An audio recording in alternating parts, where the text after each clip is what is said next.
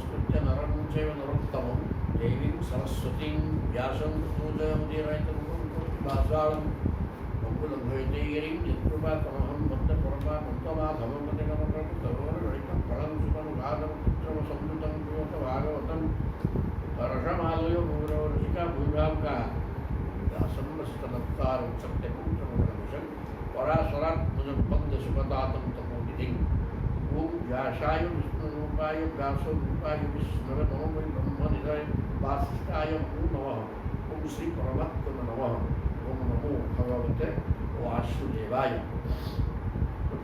दशम स्कंध अध्याय 81 ଭିତରେ କାଲି ସୁଦାମା ଆସିଥିଲେ ପ୍ରଭୁ ତାଙ୍କର ସତ୍କାର କରୁଛନ୍ତି ଏବଂ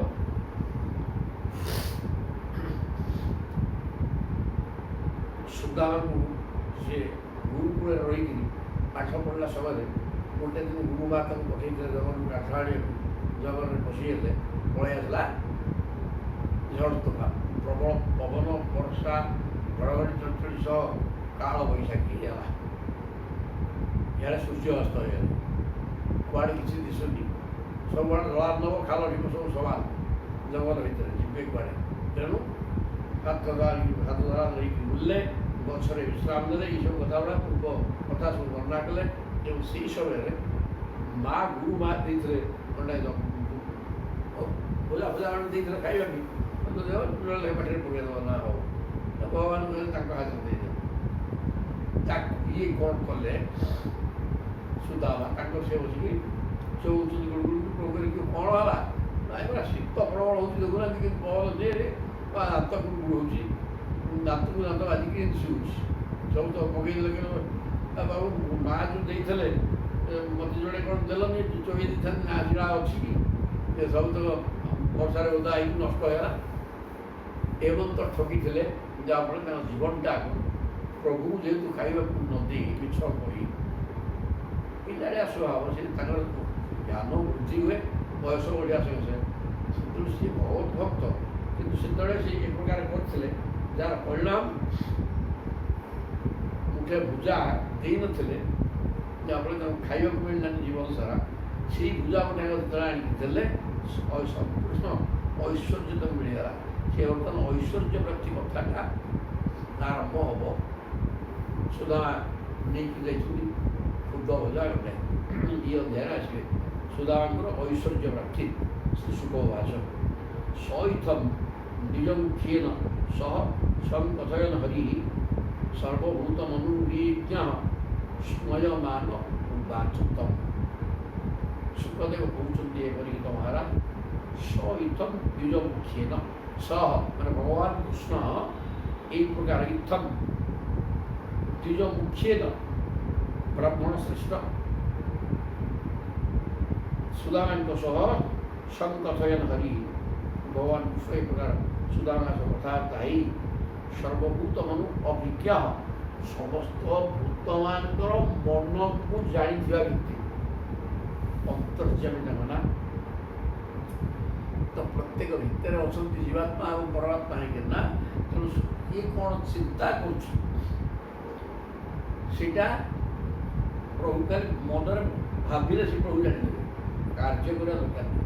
କାରଣ ସେ ମନକୁ ତ ସେ ଦିଛେ ଆଉ ଆତ୍ମା ଆଉ ଆତ୍ମାକୁ ଚିନ୍ତନ କରିବା। ଆଉ ତେଣୁକରି ସମସ୍ତଙ୍କର ମନକୁ ଜାଣି ନେଉଥିବା ଭଗବାନ ସ୍ମୟମାନ ହସି ଦେଇକିରି ଉବାଚତମ୍ ତାଙ୍କୁ କହିଲେ। କ'ଣ ମନ ଟିକେ ଜାଣିଲେ, ତାମାନେ ଇଏ ଆସୁନଥିଲେ ମାଗିବା ପାଇଁ, କେବଳ ମୋର ଦର୍ଶନ ମିଳିବ ସେଥିପାଇଁ ଆସିଛି। କିନ୍ତୁ ତାଙ୍କ ସ୍ତ୍ରୀଙ୍କ ଇଚ୍ଛା ଯେ କିଛି ମାଗିକିରି ଆଣ, ବାରଟା ଇଞ୍ଚ ଅଛି। ତେଣୁ ଭଗବାନ ସବୁ ଜାଣିଦେଲେ, ତ ସେଥିପାଇଁ ଭୁଲ ଭୁଲା ଆଣିଛନ୍ତି, ସବୁ ଜାଣିଦେଲେ। ଜାଣି ଦେଇକିରି ବ୍ରହ୍ମଣ୍ୟ ବ୍ରାହ୍ମଣ କୃଷ୍ଣ ଭଗବାନ ପ୍ରହସନ ପ୍ରିୟମ ପ୍ରେମଣା ନିରୀକ୍ଷଣେ ନୈବ ପ୍ରେକ୍ଷଣ ଖଳୁ ସତ୍ତାଙ୍ଗତି। ସୁନ୍ଦର କଥା ବୋଲେ ବ୍ରହ୍ମଣ୍ୟ ବ୍ରାହ୍ମଣ ହେଉଛନ୍ତି ଦେବତା। ଏଇଭଳିଆ ଭଗବାନ କୃଷ୍ଣ ପ୍ରିୟମ ବ୍ରାହ୍ମଣ ଅତ୍ୟନ୍ତ ପ୍ରିୟ ସାଙ୍ଗୁଟା, ସାଙ୍ଗ ହିସାବରେ ସହଜିକ ବ୍ରହ୍ମଣ୍ୟ ବ୍ରାହ୍ମଣ ହେଉଛନ୍ତି ଦେବତା ଭଗବାନ କୃଷ୍ଣଙ୍କ ଦେବତା ହେଉଛନ୍ତି ବ୍ରାହ୍ମଣ। ତେଣୁ ଏ ବ୍ରାହ୍ମଣକୁ ଦେବତା ସ୍ୱରୂପରେ ଚିନ୍ତନ କରୁଥିବା ଭଗବାନ କୃଷ୍ଣ ନିଜର ପ୍ରିୟତମ ବ୍ରାହ୍ମଣ ସଖାଙ୍କୁ ପ୍ରହସନ୍ତି ହସି ଦେଇକି କହୁଛନ୍ତି ପ୍ରେମନା ନିରୀକ୍ଷଣେ ନ ଏବ ପ୍ରେମପୂର୍ଣ୍ଣ ଆଖିରେ ଚାହିଁ ଦେଇକିରି ପ୍ରେକ୍ଷନ୍ ଖଲୁ ଶତାଙ୍ଗତି ଯେଉଁ ପ୍ରଭୁ ହେଉଛନ୍ତି ସଜ୍ଜନମାନଙ୍କର ଗତିମୁକ୍ତି ଦାତା ନିଜର ପ୍ରିୟତମ ସଖା ସୁଦାମକୁ ଚାହିଁକିରି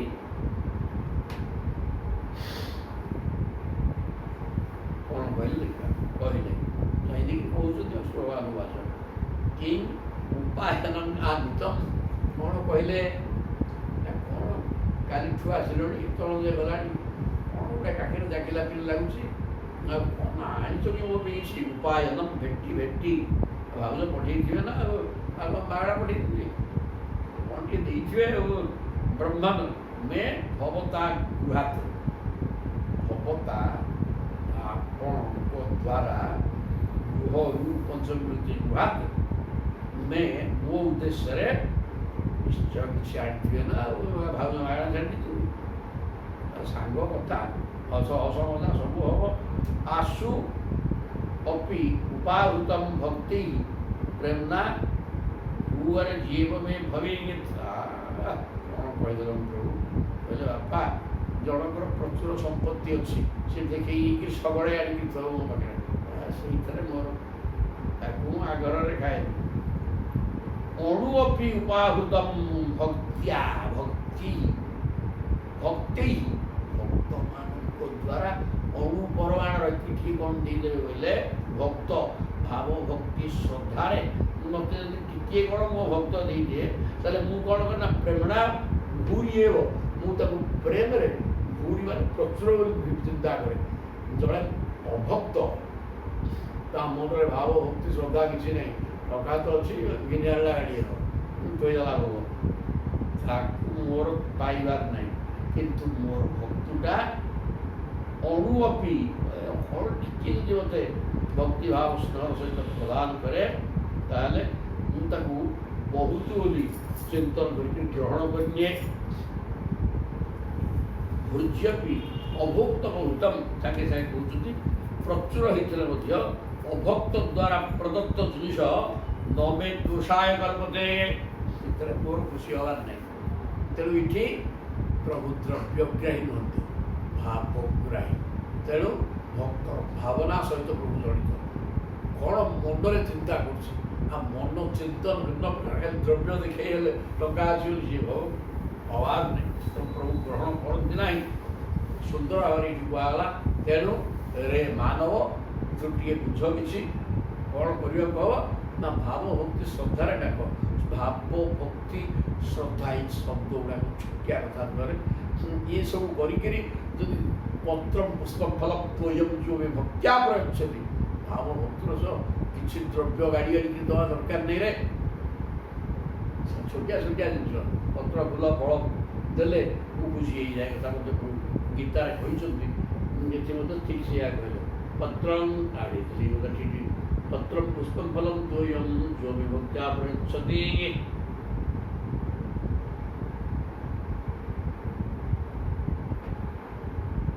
ତଦହଂ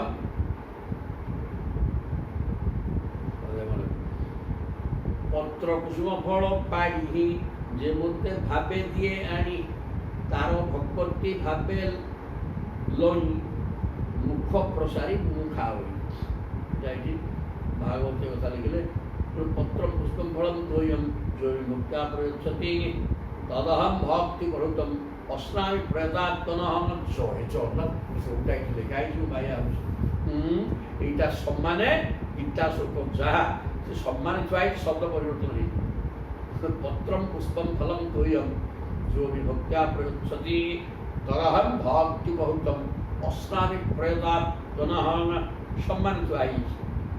यह सुंदर अर्थ ये दी प्रकार अर्थ गोटे बाह्य अर्थ अर्थात वस्तु प्रदान आ गोटे भीतर अर्थ जोटा कि भाव प्रदान। पत्र मुझे तुलसी पत्र दयणा ଶିବଙ୍କୁ ବେଲପତ୍ର ଏମିତି ଏଗୁଡ଼ାକ ହେଲା ପତ୍ର।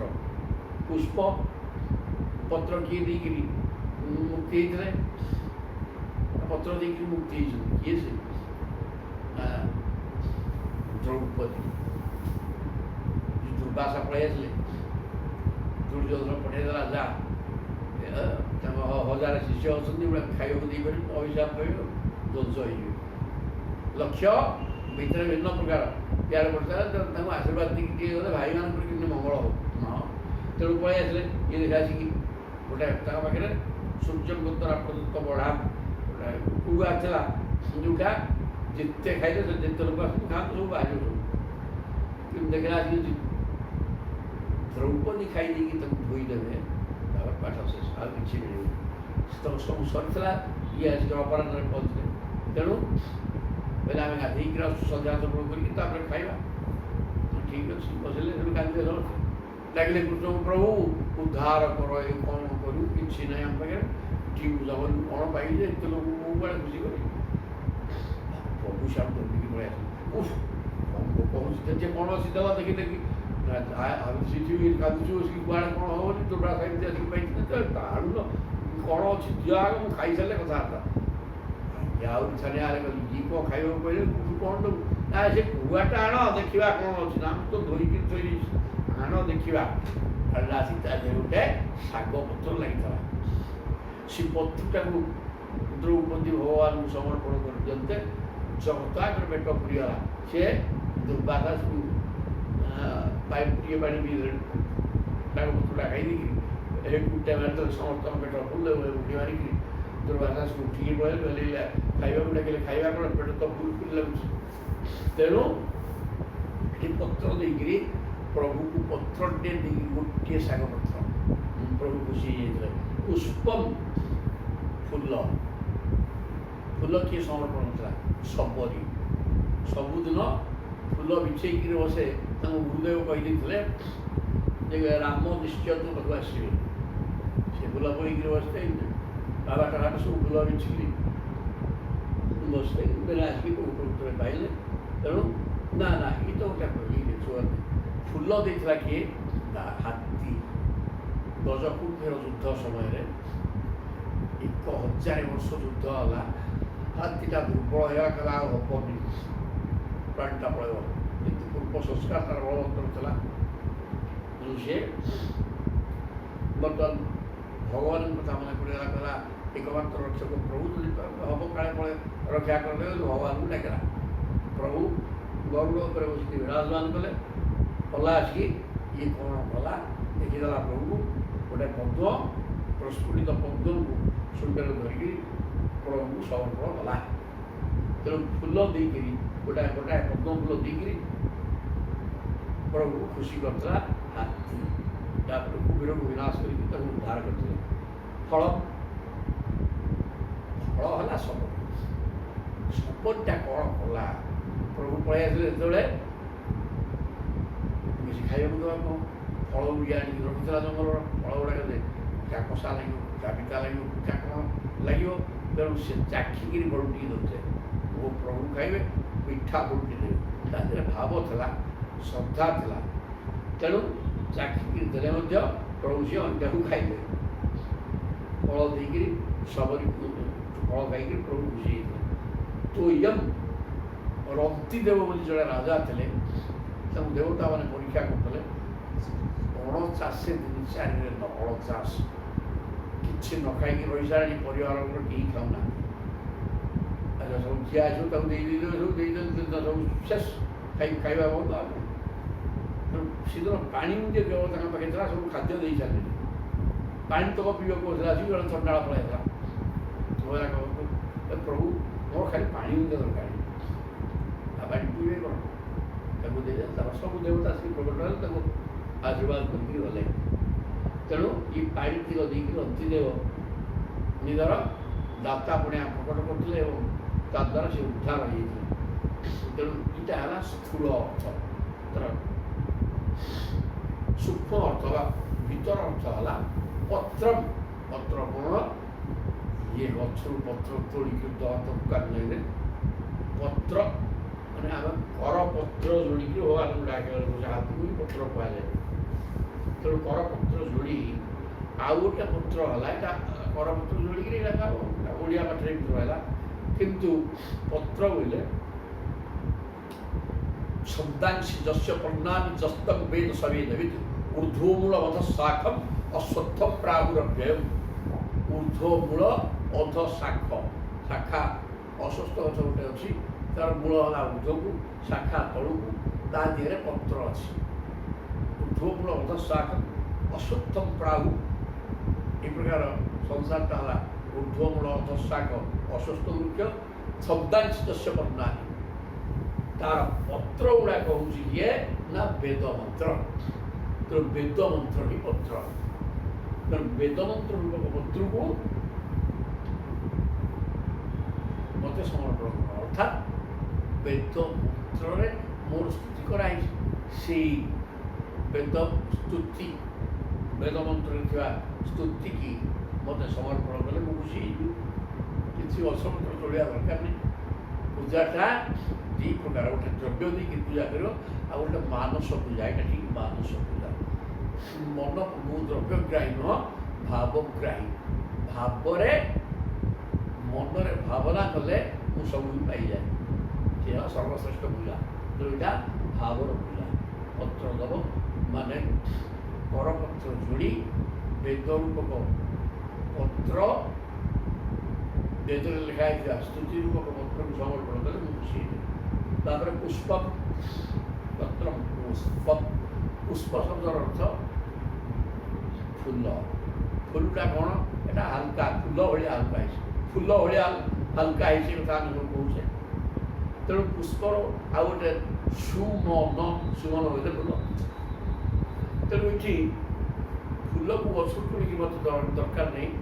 ତୁମର ମନଟିକି, ମନ କୁମନ ଏବଂ ସୁମନ, ଯେଉଁ ମନ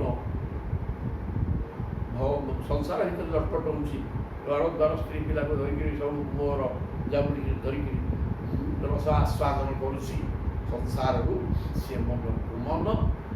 ଆଉ ଯେଉଁ ମନଟା ସଦାସର୍ବଦା ଈଶ୍ୱର ଚିନ୍ତନରେ ରହିଛି, ସେ ହେଲା ସୁମନ।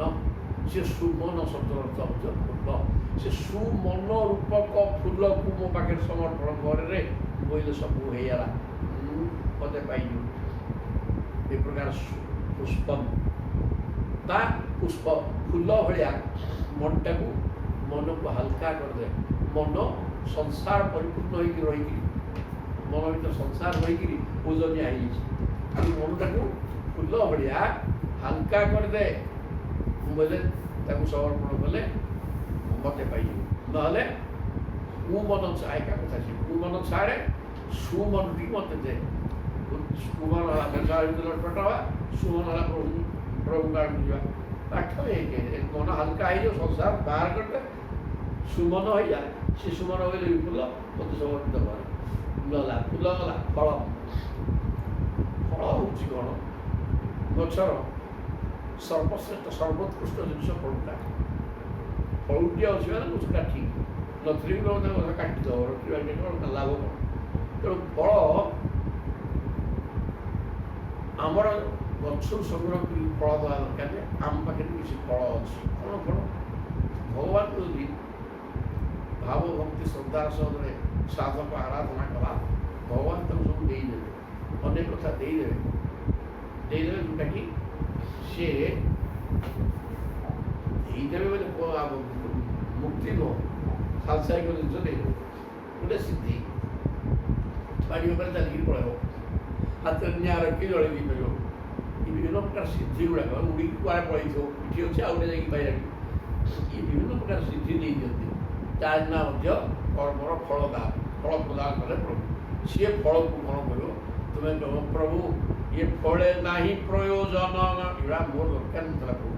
ମୁଁ ତ ଏଥିପାଇଁ ମୁଁ ସାଧନା କରୁନଥିଲି, ଫଳ ଦେଇକି ମୁଁ କ'ଣ କରିବି? ପୁଣି ସଂସାର ଭିତରେ ଉଡ଼ିକି ମରିବି? ମୁଁ ତ ସଂସାର ଛାଡ଼ିକିରି କେବଳ ଆପଣଙ୍କୁ ପାଇବାକୁ ଚିନ୍ତା କରୁଛି ନା। ଏଇଗୁଡ଼ା ପାଇଲେ ତ ପୁଣି ମୁଁ ସଂସାର ଛୁଇଁଦେଲେ କାହାର ରୋଗ ଭଲ ହେଇଯିବ। ଏଇ ଗୋଟେ ସିଦ୍ଧି। ତେଣୁ ଏ ପ୍ରକାର ସିଦ୍ଧି ମୋର ଦରକାର ନାହିଁ। ଏଗୁଡ଼ା କରିକି ମୋର କେଉଁଟା ହେବ? ପୁଣି ସଂସାର ଭିତରେ ଲଟପଟ ହେବାଟା ହେବ, ଏଡ଼ା ଦରକାର।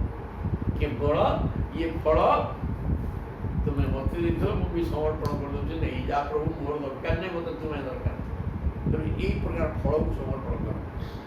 ପ୍ରଭୁ ଦେଇଦେବେ, ନିଶ୍ଚିତ କିଛି ଦେଲେ ତାକୁ ଗ୍ରହଣ କରନି, ତାକୁ ସେଇ ପ୍ରଭୁକୁ ଦେଇଦେବ, ତାର ମୁକ୍ତି ପାଇବ, ମୁକ୍ତି ହେବନି, ପୁଣି ସଂସାର ଭିତରେ ଦଣ୍ଡ ପାଇବ। ତାପରେ ତୋୟମ୍ ଜଳ, ଯାହାର ପାଦଧୌତ ଜଳ ହେଉଛନ୍ତି ଗଙ୍ଗା। ଜଗତକୁ ଚତୁର୍ଦ୍ଦଶ ବ୍ରହ୍ମାଣ୍ଡକୁ ପବିତ୍ର କରୁଛନ୍ତି ପ୍ରଭୁଙ୍କର ପାଦଧୌତ ଜଳ। ଆରେ ତେବେ ଜଳ କ'ଣ ଦେବ? ତାଙ୍କରି ଜଳ ତାଙ୍କୁ କ'ଣ ଦେବ? ଏ ଜଳ ଗୁଡ଼ା କେବେ ତିଆରି କରୁଛ? ତମ ପାଖରେ କିଛି ଜଳ ଅଛି ନା? ଅଛି ନା? କାନ୍ଦୁନି ଟିକେ, ଆଖିରୁ ଦୁଇଟା ଲୁହ ଗଡ଼େଇ ଦେରେ।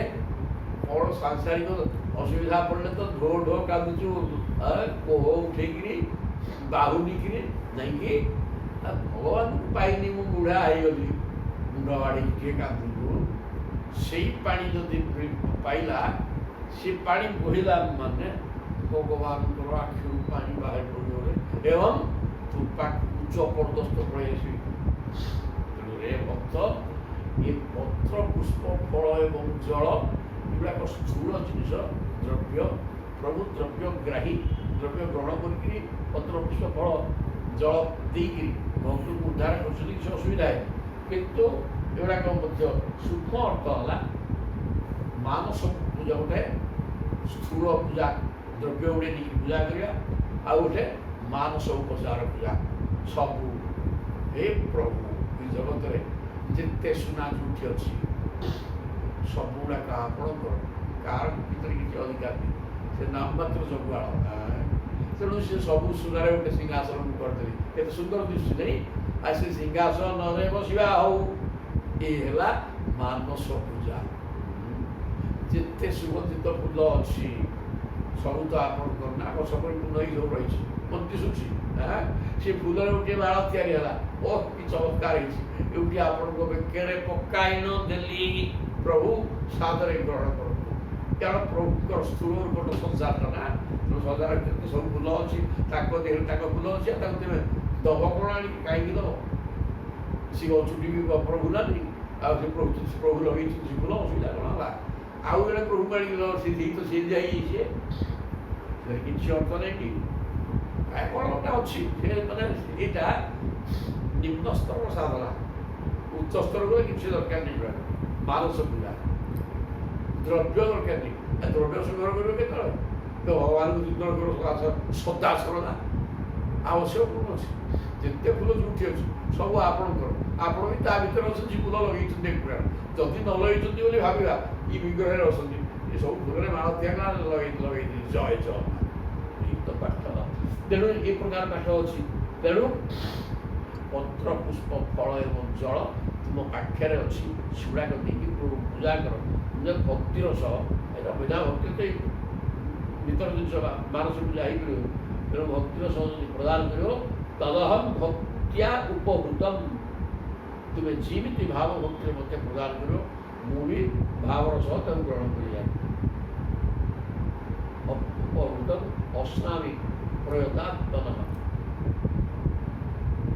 ପ୍ରଯତାତ୍ମା, ଯେଉଁ ଆତ୍ମା ଯତ୍ନବାନ ହେଉଛି ମୋତେ ପାଇବା ପାଇଁ ସାଧକ, ସିଏ ନିଜର ଭାବ ଏବଂ ଭକ୍ତି ଶ୍ରଦ୍ଧାର ସହିତ ସମର୍ପଣ କରୁଥିବା ପତ୍ର, ଫୁଲ, ଫଳ, ଜଳ ୟାକୁ ମୁଁ ସାଦରେ ଗ୍ରହଣ କରେ। କିନ୍ତୁ ମୁଁ ଦ୍ରବ୍ୟଗ୍ରାହୀ ନୁହଁ। ଜଣେ ଧନାଢ଼୍ୟ ବ୍ୟକ୍ତି ସବୁବେଳେ ଜିନିଷ ଆଣିକି ଥୋଇଦେଲେ ସେ ଭାବ ଭକ୍ତି ନାହିଁ, ତାହାକୁ ଗ୍ରହଣ କରେ ନାହିଁ। ସୁନ୍ଦର କଥା କହିଲେ, ଏତେ ଚମତ୍କାର ଭାବରେ ତାପରେ କହୁଛନ୍ତି, ଇତ୍ୟୁକ୍ତୋପି ଦ୍ୱିଜସ୍ତସ୍ମୈ ବିଡ଼ିତଃ ପତୟସ୍ୟ ପୃଥୁବଃ ପ୍ରସୂତୈନ୍ୟ ରାଜନ୍ ନ ପ୍ରାୟଚ୍ଛତ ଭବାନ୍ମୁଖଃ। ଯେତେବେଳେ ଭଗବାନ କହିଦେଲେ ନିଶ୍ଚୟ କ'ଣ ଦେଇଥିବେ ନା ଭାଉଜ, ଆଉ ମାୟା ଛାଡ଼ି ଦେଇଥିବେ ନା, କ'ଣ ହେଲେ ଆଣିଛ, ଯେମିତି କହିଲା ଆସି ଇତି ଉକ୍ତ ଅପି ଦ୍ୱିଜଃ ବ୍ରାହ୍ମଣ ସୁଦାମା ତସ୍ମୈ ପୀଡ଼ିତଃ। ଲଜ୍ଜିତ ହେଲେ, କହିଲେ କ'ଣ କହିଲେ ବାପା, ଏଇ ତ ଘର ଦ୍ୱାର ସୁନା ମଣି ରତ୍ନ ଖଣ୍ଡିତ ହୋଇକି ରହିଛି, ଇଏ ଯେଉଁ ଐଶ୍ୱର୍ଯ୍ୟ ଭିତରେ ପ୍ରଭୁ ଅଛନ୍ତି, ଏ ଖାଦ୍ୟପେୟ ମୁଁ କାଲି ସବୁ ଅମୃତ ଗୁଡ଼ା ଖାଇଲି, ଇଏ ଭୂତ ପୂଜାରେ ମୁଁ ୟାଙ୍କୁ ଦେବି ଏଠି। ଛି, ଲଜ୍ଜିତ ହେଲେ। କହିକିରି କ'ଣ କଲେ? ମୃତ ଲଜ୍ଜିତ ହେଇକିରି ଶ୍ରିୟ ମତଏ ଇଏ ସ୍ୱୟଂ ଲକ୍ଷ୍ମୀଙ୍କର ସ୍ୱାମୀ, ଲକ୍ଷ୍ମୀପତି ଐଶ୍ୱର୍ଯ୍ୟ ଭିତରେ ରହିଛନ୍ତି। ତେଣୁ ଦୌଡ଼ କିଛି ହେବନି। ପୃଥିବୀ ପ୍ରସୂତି ରାଜନ୍, ତେଣୁ ହେ ରାଜନ୍ ପରିଚିତ ଯୀଶୁଦେବ କହୁଛନ୍ତି ନ ପ୍ରାୟତଃ ଅବାକ ମୁଖ। ଭଗବାନ କହିଲା ମୁହଁ ତଳକୁ ବୋଧେ ଦେଲେ ଦୌଡ଼ା କ'ଣ ଦେଇଥିବେ ନା ଦୌଡ଼ ଖାଇବ କିଛି ଦେଲେନି, ମୁହଁ ଦେଇକି ବସିଲେ। ସର୍ବଭୂତାତ୍ମକ ସାକ୍ଷାତ୍ ତସ୍ୟାଗମନ କାରଣଂ ବିଜ୍ଞାୟ ଅଚିନ୍ତୟନ୍ ଅୟଂ ଶ୍ରୀକାମଃ ମା ଅଭଜତ ପୁରା।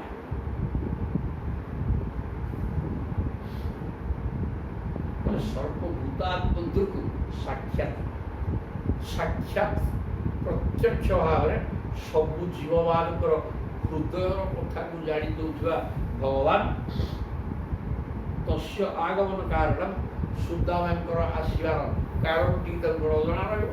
ସମସ୍ତ ଭୂତ ଭିତରେ ସମସ୍ତଙ୍କ ହୃଦୟର କଥାକୁ ଜାଣି ଦିଅନ୍ତି। ସେ ଭଗବାନ କ'ଣ ସୁଦାମାଙ୍କର ଆଗମନର କାରଣ ଛପା ଅଛି। ତେଣୁ କ'ଣ କଲେ? ବିଜ୍ଞାୟ ଅଚିନ୍ତୟନ ଅୟଂ ଶ୍ରୀକାମ। ସିଏ ବୁଝିଗଲେ ଯେ ବର୍ତ୍ତମାନ ସେ ପାଇବା ଲକ୍ଷ୍ୟରେ ୟାଙ୍କର ପାଇବା କାମନା ନାହିଁ। ୟାକୁ ପ୍ରଭୁ କହିଦେଇଥିଲି ତୁମ ନିଷ୍ପୃହ, ତମର କିଛି ଦରକାର ନାହିଁ। ଆଉ ଗୋଟିଏ ଭାଉଜ ଆଣିଛ ନା ନାହିଁ, ପାଠପଢ଼ା ସରିକିରି ଗୁରୁ ଦକ୍ଷିଣା ଦେଇକିରି ଘରକୁ ଯାଇଥାଉ, ଯିବା ପରେ ଆଉ ଭାଉଜ ଫାଉଜ ଆଣିଛ ନା ନାହିଁ କ'ଣ ଏ ପ୍ରକାର ଥଟ୍ଟା କରିଛନ୍ତି ପ୍ରଭୁ। ତାପରେ କହିଲେ ବିଜ୍ଞାୟ ଅଚିନ୍ତୟନ୍ ଅୟମ୍, ଜାଣିଦେଲେ ତ ଇଏ କିଛି ପାଇବା ଲକ୍ଷ୍ମୀ ପ୍ରାପ୍ତ ପାଇଁ ଆସିଛନ୍ତି। ମା ଅଭଜତ ପୁରା।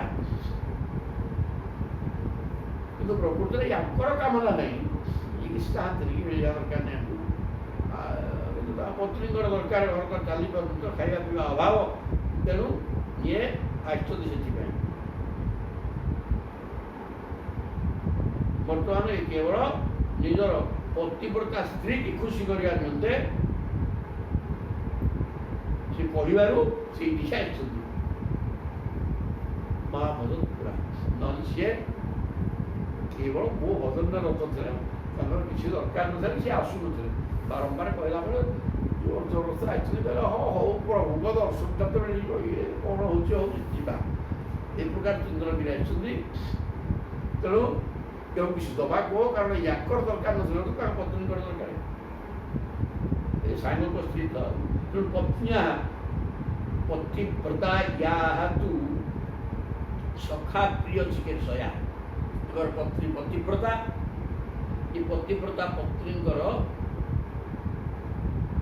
ପତ୍ନୀକୁ ଖୁସି କରିବା ନିମନ୍ତେ ଇଏ ସାଙ୍ଗ ବଡ଼, ଆଉ ସାଙ୍ଗଙ୍କର ପତିବ୍ରତା ସ୍ତ୍ରୀଟା ତାର ଦରକାର।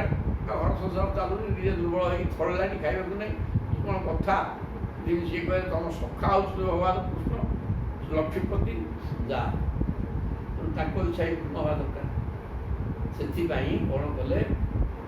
ପ୍ରାପ୍ତ ମାବଶ୍ୟ ଦାସ୍ୟାମି ସମ୍ପଦ ଅମର୍ତ୍ୟ ଦୁର୍ଲଭ, ମର୍ତ୍ୟ ଦୁର୍ଲଭ ସମ୍ପଦ ମର୍ତ୍ୟ ଦୁର୍ଲଭ। ବୋଲେ ଯେହେତୁ ତାଙ୍କର ପତ୍ନୀ ମୋର ସଖାଙ୍କର ପତ୍ନୀ ନା, ଏବଂ ପତିବ୍ରତା କଳିକାଣ୍ଡି ହେଇଥିଲେ ଦିଅନ୍ତୁନି। ତେଣୁ ତାଙ୍କୁ ଖୁସି କରିବା ପାଇଁ ପ୍ରାପ୍ତ ମା ଇଏ ସୁଦାମା କେବଳ ତାଙ୍କୁ ଖୁସି କରିବାକୁ। ଅଶ୍ୟ ୟାଙ୍କର କିଛି ନାହିଁ, ଏ ନିଷ୍ପୃହ ଦାସ୍ୟାମି ସମ୍ପଦ। ତେଣୁ ସମ୍ପତ୍ତି ଦେବି ଯେମିତି ଅମର୍ତ୍ୟ ଦୁର୍ଲଭ। ଦୁର୍ଲଭା ମର୍ତ୍ୟରେ ଦୁର୍ଲଭ ଗୋଟେ ବଡ଼ କଥା ନୁହଁ, ଅମର୍ତ୍ୟ ଦେବଲୋକରେ, ମୃତ୍ୟୁଲୋକ ନୁହଁ, ମୃତ୍ୟୁଲୋକ ନୁହଁ, ଅମର୍ତ୍ୟ ଦୁର୍ଲଭ, ଦେବଲୋକରେ ଦୁର୍ଲଭ। ଏଇ ପ୍ରକାର ଐଶ୍ୱର୍ଯ୍ୟ ଇନ୍ଦ୍ରଙ୍କର ଯାହା ନାହିଁ, ସେଇ ପ୍ରକାର ଐଶ୍ୱର୍ଯ୍ୟ ଆମେ ଦେଇଦେବି। ଇତ୍ଥମ୍ ବିଚିନ୍ତ୍ୟ ବସନାତ୍ ଚିରଭାନ୍ ଦ୍ୱିଜନ ମନଃ ସ୍ୱୟଂ ଜହାର କିମିଦଂ ଗୀତି ପୃଥିବ ତଣ୍ଡୁଳାଙ୍ଗନ। ତାପରେ ତାଙ୍କୁ ଗୋଟେ ଶିରା କନା ଦିଏ, ପରିଷ୍କାର କନା ଦିଏ, ବାନ୍ଧିକି ଦେଇଥିଲେ ବୁଲାବୁଲାମାନେ। ତେଣୁ ପ୍ରଭୁ କଣ କଲେ ବସନାତେ ଚିର ବନ୍ଧାତ ଚିର ମାନେ ଚିରା କନା ଚିରା କଲା ମାନେ ଗୋଟେ ଭଲ କନା ଚିରା କନାରେ ଖୁଦ ବଳିବନି ଭଲ କନା ଖଣ୍ଡେ ଆଉ କନା ଖଣ୍ଡରେ ବନ୍ଧା ଯାଇଥିବା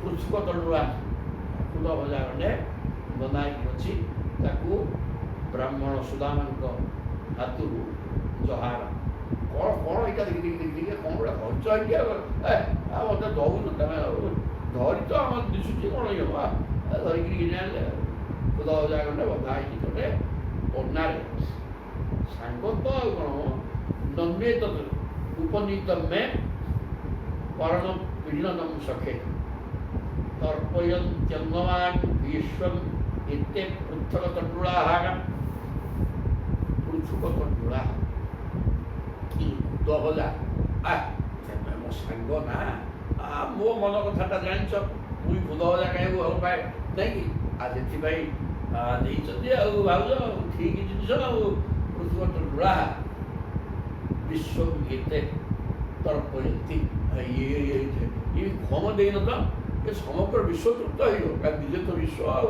ନିଜେ ଖାଇକି ତୃପ୍ତ ହେଇଗଲେ ବିଶ୍ୱ ତୃପ୍ତ ହେଇଗଲା ତେଣୁ ପ୍ରଭୁ କହୁଛନ୍ତି କିଛି କମ ବି ଦେଇନ ମୋର ଅତ୍ୟନ୍ତ ପ୍ରିୟ ଜିନିଷଟି ସେ ପୁଣି କମ ଦେଇନ ଏ ସମଗ୍ର ବିଶ୍ୱ ତର୍ପୟନ୍ତି ଅଙ୍ଗ ସମଗ୍ର ଏ ଅଙ୍ଗ କିନ୍ତୁ ସମଗ୍ର ବିଶ୍ୱ ତୃପ୍ତ ହେଇଯିବେ ଇଏ ଯାହା ତମେ ଜାଣିଛ ନନୁ ଏତତ୍ ଉପାଦିତମ୍ ମେଘେ ପରମ ପୀଡ଼ନକୁ ସଖେ କଲେ ହେ ସଖା ଏଇଟା ତ ମୋର ପରମ ପ୍ରେମର ଖାଦ୍ୟ ମୁଁ ଏଇ ଖାଦ୍ୟ ଖୁଦ ଭଜା ଖଣ୍ଡେ ଖାଇବାକୁ ମୋତେ ଭଲ ଲାଗେ ମୋର ପ୍ରିୟ ଖାଦ୍ୟ ଏଇଟା ନା ଏ କଥା ଆଣିଛ ଆଉ ଅସୁବିଧା କ'ଣ ଜାଣିଛ ଆମେ କମ ଆଣିଲ ତ ଏଗୁଡ଼ା ତ ସମଗ୍ର ବିଶ୍ୱ ତୃପ୍ତ ହେଇଯିବ ସୁନ୍ଦର ଭାବେ ଏମିତି କହିକିରି ଇତି ମୁଷ୍ଟି ସକୃତ ଜଗ୍ଧ୍ୱା ଦ୍ୱିତୀୟାନି ଜଗ୍ଧୁମାଦେ ତାବତ୍ ଶ୍ରୀ ଜଗୃହେ ହସ୍ତମ୍ ତତ୍ପରାଗ ପରମେଷ୍ଟିନଃ ତାପରେ କ'ଣ କଲେ ପ୍ରଭୁ ଫିଟେଇ ଦେଲେ କଳାଖଣ୍ଡକ ପ୍ରେମରେ ଭକ୍ତ ଦେଇଛି ତ ଅଳ୍ପ ହେଲେ ମଧ୍ୟ ତା ଦେହରେ ଭାବଭକ୍ତି ପରିପୂର୍ଣ୍ଣ ହେଇକି ଅଛି ତେଣୁ ପ୍ରଭୁ ଭକ୍ତିକି ଗ୍ରହଣ କଲେ ଖୁଦ ଭଜା ତାହା ନୁହଁ ତାହା ଭକ୍ତି ସେ ଭକ୍ତି ଗ୍ରହଣ କଲେ ମୁଠା ପକେଇଦେଲେ ପେଟରେ ଜୟ ଜଗନ୍ନାଥ ସୁନ୍ଦର କଥା ଶୁଣିଛି ମୁଷ୍ଟି ସକୃତ ଗୋଟେ ମୁଠା ଦେଇକି ପକେଇଲେନି ପକେଇ ଦେଇକି କ'ଣ କଲେ ଦ୍ୱିତୀୟ ମୁଠାକୁ ଧଇଲା ଆସି କ'ଣ ରୁକ୍ମିଣୀ କ'ଣ କଲେ ନା ତାବତ୍ ଶ୍ରୀ ଜଗୃହେ ହସ୍ତ ରୁକ୍ମିଣୀ ଯାଇଛନ୍ତି ଗୋଟେ ମୁଠା ଖାଇଦେଲେ କିଛି କହିଲେନି ଦ୍ୱିତୀୟ ମୁଠା ଖାଇଲାନି ଚପ୍ ପିନ୍ଧାଦେଲା କହିଲେ ପ୍ରଭୁ ତତ୍ପରା ପରମେଷ୍ଟିନଃ हे प्रभु जगन्नाथ सेतिकी एतावतारम विश्वत्र सर्वसंपत् समृद्ध अस्मिन् लोके अथवा अमुष्यत् पुंसः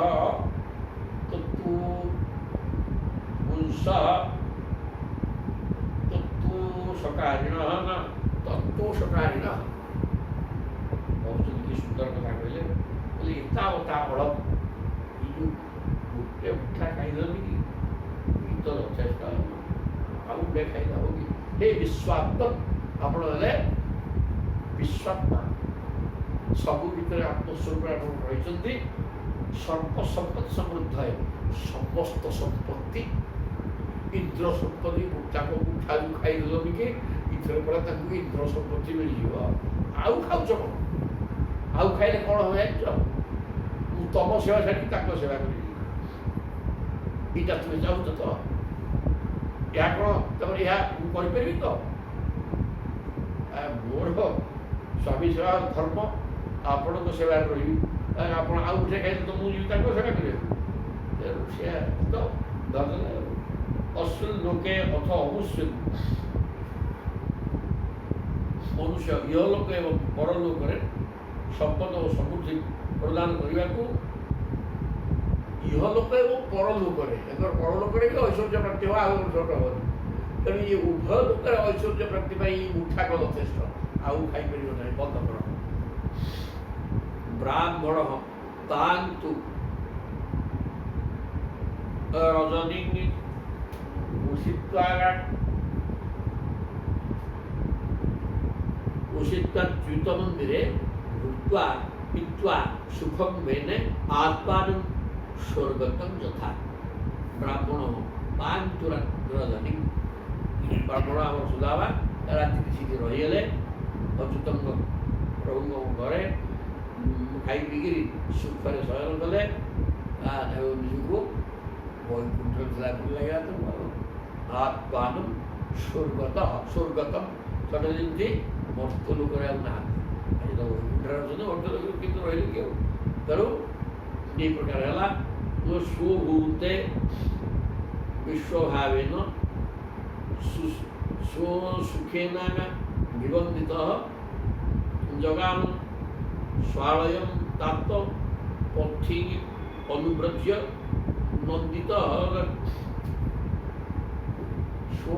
ସ୍ୱଭୂତେ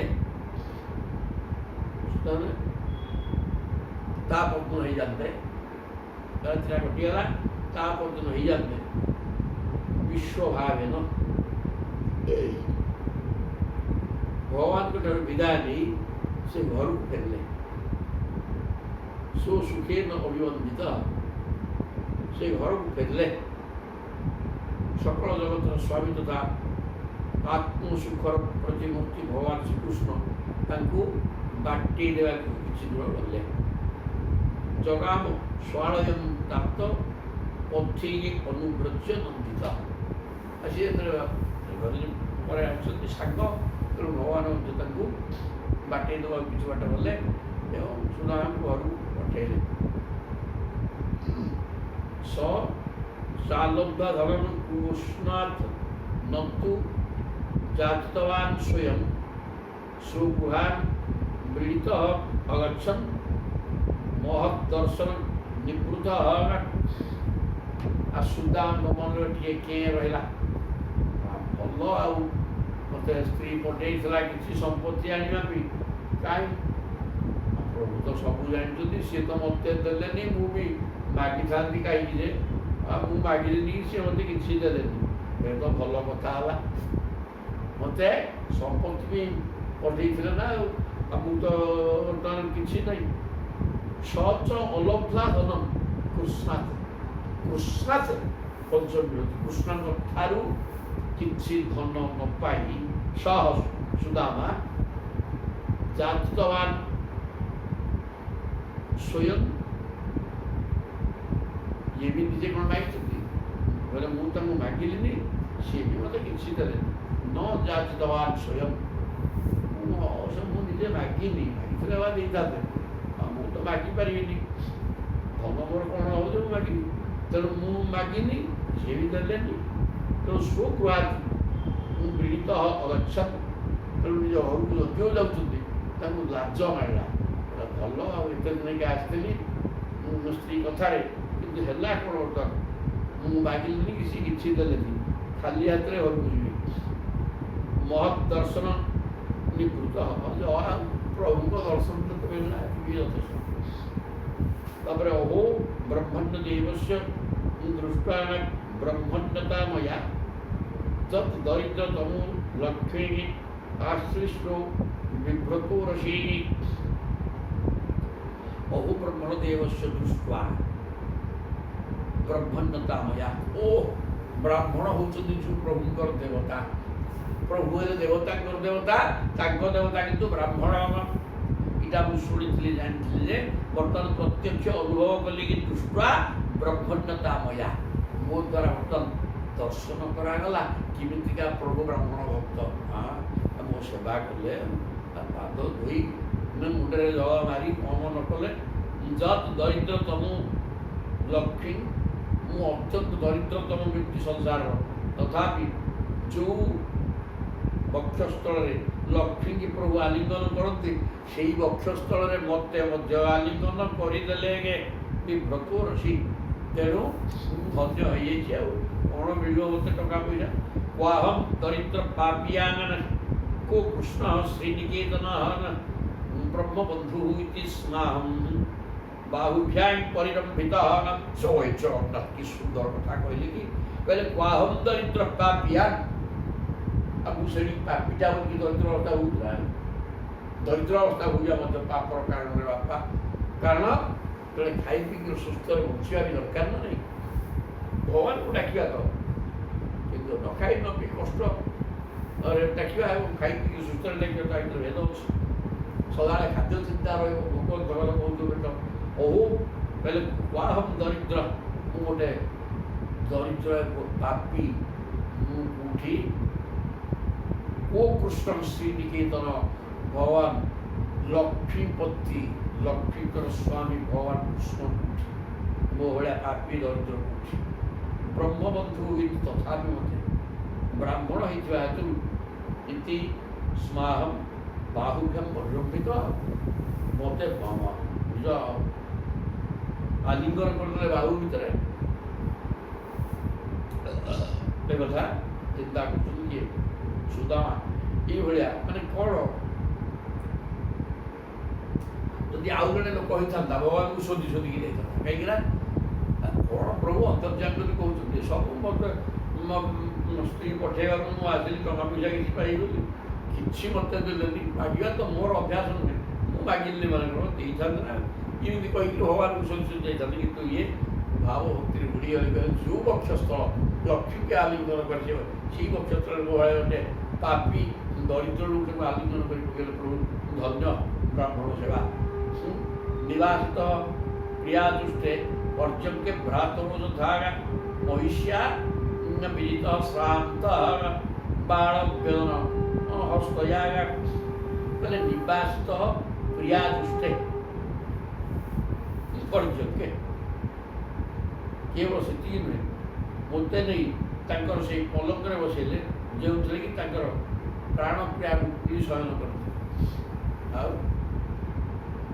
रुक्मिणी सहित जो शज्या शयन करती प्रभु से नहीं मत बसैले टी सहजता भ्रातर जोता सते जो मो भाई तर महिष्या विजित एवं स्वयं लक्ष्मी हाथ में रुक्मिणी निज हाथ में चामर पकड़े मत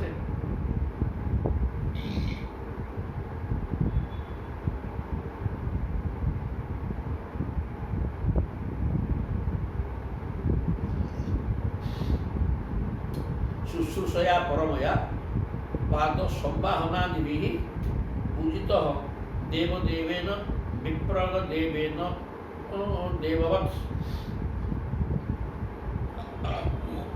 शुश्रूषया परमया पुणी भगवान कौन कौन कले मुझे चाली चालिक आसी तेणु मोर पाद हाथ गोड़ बिंदुथो से ब्राह्मण होती देवता जार ये प्रकार भगवान कृष्ण आ पाद चुनी पकड़े पाद संभावना पूजित देवदेवेन जो प्रभु होती देवता मान देवता सी प्रभु मोर सेवा शुश्रूषा लगे मो पाद चिमी पकई कौन न कले से कहल तथे जमी मुझर देवता दरिद्र मुंडा एक चिंता कर स्वर्गापवर्ग पुंसाय रसायाय भूमि संपदाय सर्वासायमपि सिद्धि मूलम तत्चरणार्चनम जो भगवान चरणार्चनम पाद पूजा स्वर्ग एवं स्वर्ग माने भोग अपवर्ग माने मुक्ति सेवा कले भोग मिल मुक्ति मिल पुंसाय रसायन भूमि संपदाय एवं ये संसार ऐश्वर्य भोग कर स्वर्ग व मुक्ति सबकि भगवान को चरण पाद सह मिले सर्वाशंक भी सिद्धि ना मूलम जेकोसी सिद्धि तुम्हें चाह सब तो अर्थटी अच्छे आ कौन तेणु ये संसार सुविधा चलियापी हो स्वर्ग प्राप्ति हो मुक्ति हो जहाँ चाहूच सब मिल पार भगवत चरणारविंद सेवा तमर किसी पाइबा अच्छी तो तेज या पछे सब अमुक भगवान की सी सागे सागे दे दूसरी सेवा करवा सी हनुमान को डाकिले सी सब देवे गला सी माँ से लगे पड़े सी सब मुक्ति कर दूसरी सब दे अरे तुम प्रभु सब देदेवे जय जगन्नाथ जगतर मालिक सी जो प्रभु को धाई न कि सी प्रभु से जगन्नाथ को सेवा करते भितर से ही अच्छा आम भितर जमी से प्रभु अच्छा ସବୁ ଦେବତାଙ୍କ ଭିତରେ ସେଇ ପ୍ରଭୁ ଅଛନ୍ତି।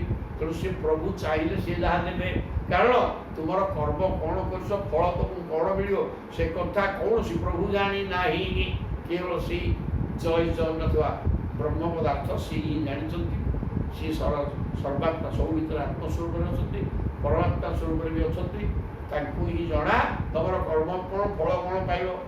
ତେଣୁ ପ୍ରତ୍ୟେକ ଦେବତାଙ୍କ ଭିତରେ ସେଇ ବି ଅଛନ୍ତି। ତେଣୁ ଯେଉଁ ଦେବତାକୁ ଫଳ ପାଇବା ଧାଇଲ କି ତା ଭିତରେ ସେଇ ରହିକି ଚାହିଁ କହିବେ ବୋଇଲେ ଫଳ ଦେ, କିଏ ଦବ? ଗୋଟେ ସେ ଦେବତା ଦେଇପାରିବେ। ତେଣୁ ଅନ୍ୟ ଦେବତାମାନେ ମଧ୍ୟ ସ୍ଥିର ନୁହନ୍ତି, ସେମାନଙ୍କର ଆମ ଭଳିଆ ବିନାଶ ଅଛି। କିନ୍ତୁ ତେଣୁ ତାଙ୍କ ଦେଇଥିବା ଫଳର ବିନାଶ ହେବ ନା ନାହିଁ, ବେଶୀ ଦିନ ରହିବନି। କିନ୍ତୁ ଭଗବାନ ଅବିନାଶୀ, ତେଣୁ ସିଏ ଦେଇଥିବା ଫଳ ବିନାଶ ହେବାର ପ୍ରଶ୍ନ ନାହିଁ। କାରଣ ସିଏ ଅବିନାଶୀ, ତାଙ୍କ ଦେବା ଫଳଟା ବି ଅବିନାଶୀ। ତେଣୁ କରି ତୁମେ ମୋତେ ଡାକରେ, କଥା ଭଗବାନ ଗୀତା ବି କହିଛନ୍ତି ସେଇଆ। ସର୍ବଧର୍ମାନ ପରିତ୍ୟଜ୍ୟ ମାମ୍ ଏକଂ ଶରଣଂ ବ୍ରଜ। ଏକଂ ମାମ୍, ଏକୁଟିଆ ତ ଏଠି ମୁଁ ଅଛି, ଆଉ କି ହୀନ ଆଣିଥିଲେ। ତେଣୁ ମୋତେ ଏଇ ଶରଣ ପଶିଯା, ସବୁ ମୁଁ ଦେଇଦେବି। କିଏ ଗଲେ ସବୁ ତୋର ଯାହା ଦରକାର କେବଳ ମୋର ପାଦ ସେବା କଲେ ସବୁ ମିଳିଯିବ, ଆଉ କିଛି ଅସୁବିଧା ନାହିଁ। ଅଧନୋୟଂ ଧନଂ ପ୍ରାପ୍ୟ ମାଦ୍ୟଂ ଉଚ୍ଚୈଃ ନବାଂ ସ୍ମରତ ଇତି କାରୁଣିକୋ ନୂନଂ ଧନଂ ମେ ଅଭୁରି ନା ଦଦାତା। ସୁଦାମାଙ୍କର କି ଚିନ୍ତା।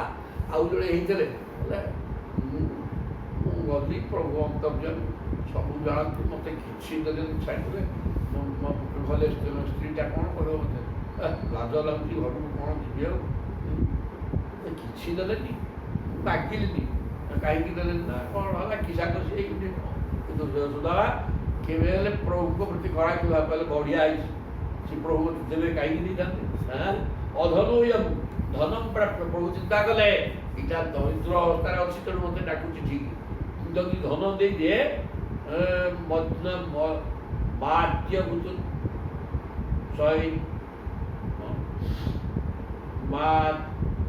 ପ୍ରାପ୍ୟ ମାଦ୍ୟଂ ଉଚ୍ଚୈଃ ନମାଂ ସ୍ମରତ। କେବେ ହେଲେ ମୋତେ ଆଉ ସ୍ମରଣ କରିପାରିବେ, ବଢ଼ିଆ ଧନ ମିଳିଗଲେ କିନ୍ତୁ ମନ ପ୍ରଭୁ ପାଖକୁ ଛାଡ଼ିଯିବ। ତେଣୁ ଇଏ ମୋତେ ସ୍ମରଣ କରିନପାରେ। ଏଇ କଥା ଚିନ୍ତା କରି ପ୍ରଭୁ ଅପାର କରୁଣାମୟ ତ, ତେଣୁ ତାଙ୍କର କରୁଣାମ ପ୍ରତି ଦୟା ହେଲା। ନୂତନ ଧନଂ ମେ ଅଭୁରିନାଥ ନା ଦଦାତ। ତେଣୁ ମୋତେ ଧନ ଦେବା ବି ସେ ମଙ୍ଗିଲେନି। ଆଉ ଧନ ଦେଇଦେଲେ କାଳେ ମୋ ଭକ୍ତଟା ତାର ଅଧୋପତନ ହେଇବ, ଆଉ ସେ ମୋତେ ସ୍ମରଣ କରିବନି। ସେଥିପାଇଁ ଦାନ ମୋତେ କିଛି ଦେଲେ ନାହିଁ। ତେଣୁ କିଛି ନ ଦେଇକି ବଢ଼ିଆ କରୁଛନ୍ତି। ଇତି ତଚ୍ଚିନ୍ତୟନ୍ ଅନ୍ତଃ ପ୍ରାପ୍ତଃ ନିଜ ଗୃହାନ୍ତିକଂ ସୂର୍ଯ୍ୟାନଳେନ୍ଦୁ ସଙ୍କାଶୈଃ ବିମାନୈଃ ସର୍ବତୋପୃତଂ। এই প্রকার চিন্তা করি করি বাট্টরে সুদামা ঘরକୁ ଆସିକି ପାଇଗଲେ। ପାଇକି ଚିନ୍ତୟନ୍ ଅନ୍ତଃ ପ୍ରାପ୍ତଃ ନିଜ ଗୃହାନ୍ତିକଂ, ନିଜ ଘର ସମ୍ମୁଖରେ ପହଞ୍ଚିଛନ୍ତି। ପହଞ୍ଚିଲା ଆସିକି ଦେଖୁଛନ୍ତି ସୂର୍ଯ୍ୟ ମଣ୍ଡଳ ମାନେ ଅଗ୍ନି ଚନ୍ଦ୍ର ଭଳିଆ ଦିଶୁଥିବା ବିମାନୈଃ ସର୍ବତୁ, ଚାରିଆଡ଼େ ବିମାନ ଉଡ଼ୁଛି। ଆଉ ଘର ନିଜ ଘର ଚିହ୍ନି ପାରିଲି ଏଇଟା, ମୋ ଘରଟା ତ ଏଇଟା ନାହିଁ। ମୋ ତ କୁଡ଼ିଆ ଖଣ୍ଡେ ଥିଲା, ତମର ବିମାନ ଉଡ଼ିଛି, ତାପରେ ବ୍ୟବଧାନ ରଥ ଗୁଡ଼ାକ ଉଡ଼ୁଛି ନେଇକି। ଏଇଠିକି ଘର କ'ଣ ଇଏ କାଚ ମାରିକା କୁଡ଼ିଆ ଥିଲା, ଇଏ କ'ଣ ଲାଗିଲେ ସୁଦାମା ଘରକୁ ଦେଖିଣ ଛାନିଆ ହୋଇଗଲେ ପୁଣ। କହିଲେ କିଏ କ'ଣ ଇଏ, ମୋ ଘର ଏଇଟା ତାର ମୋ ଘରଟା ଚିହ୍ନି ପାରୁନି ମୁଁ, ଇଏ କ'ଣ ହେଇଛି। ଠିକ୍ କେବଳ ବିମାନ ଉଡ଼ିଲା ନିଆଁ ଉପରେ, ଚନ୍ଦ୍ର ସୂର୍ଯ୍ୟ ଏବଂ ଅଗ୍ନି ଭଳିଆ ନିରୀକ୍ଷମାନ ବିମାନ ସବୁ ଉଡ଼ୁଛି। ଏ ଘରର ରୂପରେଖ ବଦଳି ଯାଇଛି। ଏଇଟା କ'ଣ ମୋ ଘର ନୁହଁ କି? ବିଚିତ୍ର ପବନ ଜ୍ଞାନୈଃ ପୂଜତ ନିଜ କୁଳାକୁଳୈଃ ପ୍ରଫୁଲ୍ଲ କୁମୁଦାମ୍ଭୋଜ କହ୍ଲାର ପଳବାରିଭିଃ। ଆଉ ଏଠି ବଡ଼ ପୋଖରୀ, ଭିତରେ ପୁଣି ନାଲି କଇଁ ନୀଳ କଇଁ ପଦ୍ମ ସବୁ ଫୁଟିଛି। ଏବଂ ପୂଜତ ବିଚିତ୍ର ଉପବନ ଉଦ୍ୟାନ, ଉଦ୍ୟାନ ଅଛି, ଫୁଲ ଫଳ ଗଛ ସବୁ ରହିଛି। ଉଦ୍ୟାନ ମାନେ ଫୁଲ ଗଛ ରହିଛି। ଇଆଡ଼େ ପୂଜତ ଦ୍ୱିଜ କୁଳାକୁଳୈଃ, ଦ୍ୱିଜ କ'ଣ କିରେ ଦନ୍ତ ବିପ୍ରାଣ୍ଟ ପୂଜା ଦାନ୍ତ ବ୍ରାହ୍ମଣ ପିଲା ଏବଂ ଅଣ୍ଡାରୁ ଜାତ ହେଉଥିବା ସମସ୍ତଙ୍କୁ ଦ୍ୱିଜ କୁହାଯାଏ। ଦିଥର ଯଦି ଜନ୍ମ ହୁଏ ସେ ଦ୍ୱିଜ ବ୍ରାହ୍ମଣଟା ଦିଥର ଜନ୍ମ ହୁଏ। ଥରେ ମା ପେଟରୁ ଆସିଲା, ଥରେ ବେଦିରେ ପୁଣି ଜନ୍ମ ହେଲା ଅଣ୍ଡା ଦିଆ ଗୁଡ଼ାକ, ଥରେ ଅଣ୍ଡା ହେଇକି ଜନ୍ମ ହେଲେ ଆଉ ଥରେ ଅଣ୍ଡା ଭିତରୁ ବାହାରିଲେ, ତେଣୁ ସିଏ ବି ଦ୍ୱିଜ। ଦାନ୍ତ ଗୁଡ଼ାକ ବି ଦ୍ୱିଜ। କେମିତି ଥରେ ଟିକି ଟିକି ଦାନ୍ତ ସବୁ ପିଲାଙ୍କର ରହିଥାଏ ଏବଂ ତାପରେ ସେ ଦାନ୍ତ ଭାଙ୍ଗିକିରି ଆଉ ଥରେ ଦାନ୍ତ ଉଠେ, ପୁଣି ଭାଙ୍ଗିକିରି ଆଉ ଉଠିବନି, ତେଣୁ ତା ନାଁ ଦ୍ୱିଜ। ଦାନ୍ତ ନାଁ ବି ଦ୍ୱିଜ। ଅଣ୍ଡାରୁ ଜାତ ହେଉଥିବା ପକ୍ଷୀଙ୍କ ନାଁ ଦ୍ୱିଜ। ଆଉ ବ୍ରାହ୍ମଣ ପିଲା ଗୋଟେ ଦ୍ୱିଜ, ତେଣୁ 3 ଜଣଙ୍କୁ ଦ୍ୱିଜ କୁହାଯିବ। ତାହେଲେ ପାଠ କ'ଣ କହିଲେ ତାହେଲେ ବୁଝନ୍ତୁ ଦ୍ୱିଜ ମାନେ କି ପକ୍ଷୀ ଗୁଡ଼ାକ ସବୁ କେହି ଗୋଟେ ସତ କରୁଛନ୍ତି। ଉଦ୍ୟାନ ହେଇଛି, ଫୁଲ ବଗିଚା, ଇଆଡ଼େ ପୋଖରୀ ଅଛି, ତା ଦେହରେ ସବୁ ପ୍ରକାର ନାଲି କଇଁ, ନୀଳ କଇଁ, କହ୍ଲାର, ସେଗୁଡ଼ାକ ଧଳା କଇଁ, ପଦ୍ମ ସବୁ ଫୁଟିକିରି ଶୋଭମାନ ହେଉଛି। ଗୀତ ଏଇଠି କିଛି ଗୁଡ଼ାକ କେମିତି ନଥିଲା। ଦୁଷ୍ଟଂ ଷୋଳମୂର୍ତ୍ତି କୁମ୍ଭୀ ସ୍ତ୍ରୀବିଶ୍ୱ ହରିଣାକ୍ଷୀ କିମିଦଂ କସ୍ୟ ବା ସ୍ଥାନଂ କଥଂ ତଦିଦମିତ୍ୟ ଭୂତ୍। ଦୁଷ୍ଟଂ ଷୋଳମୂର୍ତ୍ତି କୁମ୍ଭୀ, ମୁଁ ଯାହାକୁ ଦେଖୁଛି ଅନେକ ପୁରୁଷ ଅଛନ୍ତି, ସ୍ତ୍ରୀ ଲୋକ ଅଛନ୍ତି ଘର ଭିତରେ, ଏ ସବୁଗୁଡ଼ାକ ପାଟ ପିନ୍ଧିଛନ୍ତି ଏବଂ ଅଳଙ୍କାର ସୁନା ଅଳଙ୍କାର ମଣ୍ଡିତ ହେଇକି ଅଛନ୍ତି। ଆଉ ସ୍ତ୍ରୀ ଗୁଡ଼ାକ କ'ଣ ହରିଣାକ୍ଷୀ ମୃଗ ନୟନ ସ୍ତ୍ରୀ ଗୁଡ଼ାକ। ଆଉ ଏଗୁଡ଼ା କୁଆଡ଼େ କ'ଣ ଇଏ ହେଇଛି? କିମିଦଂ କସ୍ୟ ବା ସ୍ଥାନଂ, ଇଏ କ'ଣ ସବୁ ହେଲା? ଇଏ କାହା ଘର କିରେ? କଥଂ ତଦିଦଂ ଇତି ଅଭୂତ୍। ତାହେଲେ ଏଇଟା କ'ଣ ମୋ ଘର ନୁହଁ? ଯଦି ସେ ଘର ହେଇଥାଏ ଏସବୁ ଆସିଲା କେମିତି ଏଠିକି? ଏବଂ ମୀମାଂସମାନନ୍ତଂ ନରା ନାର୍ଯ୍ୟୁ ଅମର ପ୍ରଭାହ ପ୍ରତ୍ୟଗୃହ୍ଣନ ମହାଭାଗମ୍ ଗୀତ ବାଦ୍ୟେନ ଭୂୟସା। ଏହି ପ୍ରକାର ସୁଦାମା ଦାଣ୍ଡ ଦ୍ୱାର ଠିଆ ହେଇକି ଚିନ୍ତା କରୁଥିବା ଅବସ୍ଥାରେ ଘରୁ ବାହାରି ଆସିଲେ। କିଏ? ସବୁ ସଖୀ ପିଲା, ପୁରୁଷ ସ୍ତ୍ରୀ ଅନେକ ଲୋକ ପଳେଇ ଆସିଲେ। ନରାହା ନାର୍ଯ୍ୟ ଅମର ପ୍ରଭା ଦେବତା ଭଳିଆ ଶୋଭମାନ ହେଇଥିବା ନିଷ୍ଠା ନରନାରୀମାନେ ଘରୁ ବାହାରିକିରି ଗୀତ ନୃତ୍ୟ ବାଦ୍ୟ କରି ତାଙ୍କୁ ତ ସାଦରେ ଅଭିନନ୍ଦନ ଜଣେଇକିରି ସୁଦାମାଙ୍କୁ ନେଲେ। ଆଉ ବୁଝା ଭାବିଲେ ମୁଁ ଦରିଦ୍ର ସୁଦାମା, ଇଏ ଭିତରୁ କ'ଣ ଦେବ ପ୍ରତିମ ଲୋକ ସବୁ ସ୍ତ୍ରୀ ପୁରୁଷ ବାହାରିଲେଣି, ଅଳଙ୍କାର ମଣ୍ଡିତ ପାଟ ପିନ୍ଧୁଛନ୍ତି, ମୋତେ କ'ଣ ଗୀତ ବୋଲିକି ନେଲେଣି? ଇଏ କ'ଣ କିରେ? ସୁଦାମା ହୋଇଲେ ଛାନିଆନା ପତିଂ ଆଗତମାଗମ୍ୟ ପତ୍ନୋଦ୍ଧର୍ଷାତି ସମ୍ଭ୍ରମା ନିଶ୍ଚକ୍ରାମ ଗୃହାତ୍ ପୂର୍ଣ୍ଣମ୍ ରୂପିଣୀ ଶ୍ରୀ ଇବାଗାଳୟାଗତ। ପତିଂ ଆଗତ ଆଗମ୍ୟ, ନିଜର ସ୍ୱାମୀ ସୁଦାମା ଆସିଛନ୍ତି କଥା ଶୁଣି ପତ୍ନୀ ଉଦ୍ଧର୍ଷାତି ସମ୍ଭ୍ରମା, ନିଜର ପତ୍ନୀ ଅତ୍ୟନ୍ତ ସମ୍ଭ୍ରମ ଉଦ୍ବେଗର ସହିତ ଯାଇଥିଲେ ମାଗିବା ପାଇଁ। କେତେ ଜିନିଷ କ'ଣ ଆଉ ନ ମିଳିଲା, ତେଣୁ ପତିଙ୍କ ଉପରେ ତାଙ୍କର ଶ୍ରଦ୍ଧାଭାବ ବଢ଼ିଯାଇଛି। ତାଙ୍କୁ ଦେଖିକିରି ବିଭ୍ରାନ୍ତ, ଟିକେ ଆଗ୍ରହ ଆନନ୍ଦ ସବୁ ଅଛି, ପ୍ରେମ ଭାବ ବଢ଼ିଛି, ସବୁ ଠିକ୍ ଅଛି। ଏବଂ ଆସିବା ଶୁଣିକିରି ତରବରିଆ ହେଇକି ସିଏ ବି ବାହାରି ଆସିଲେ।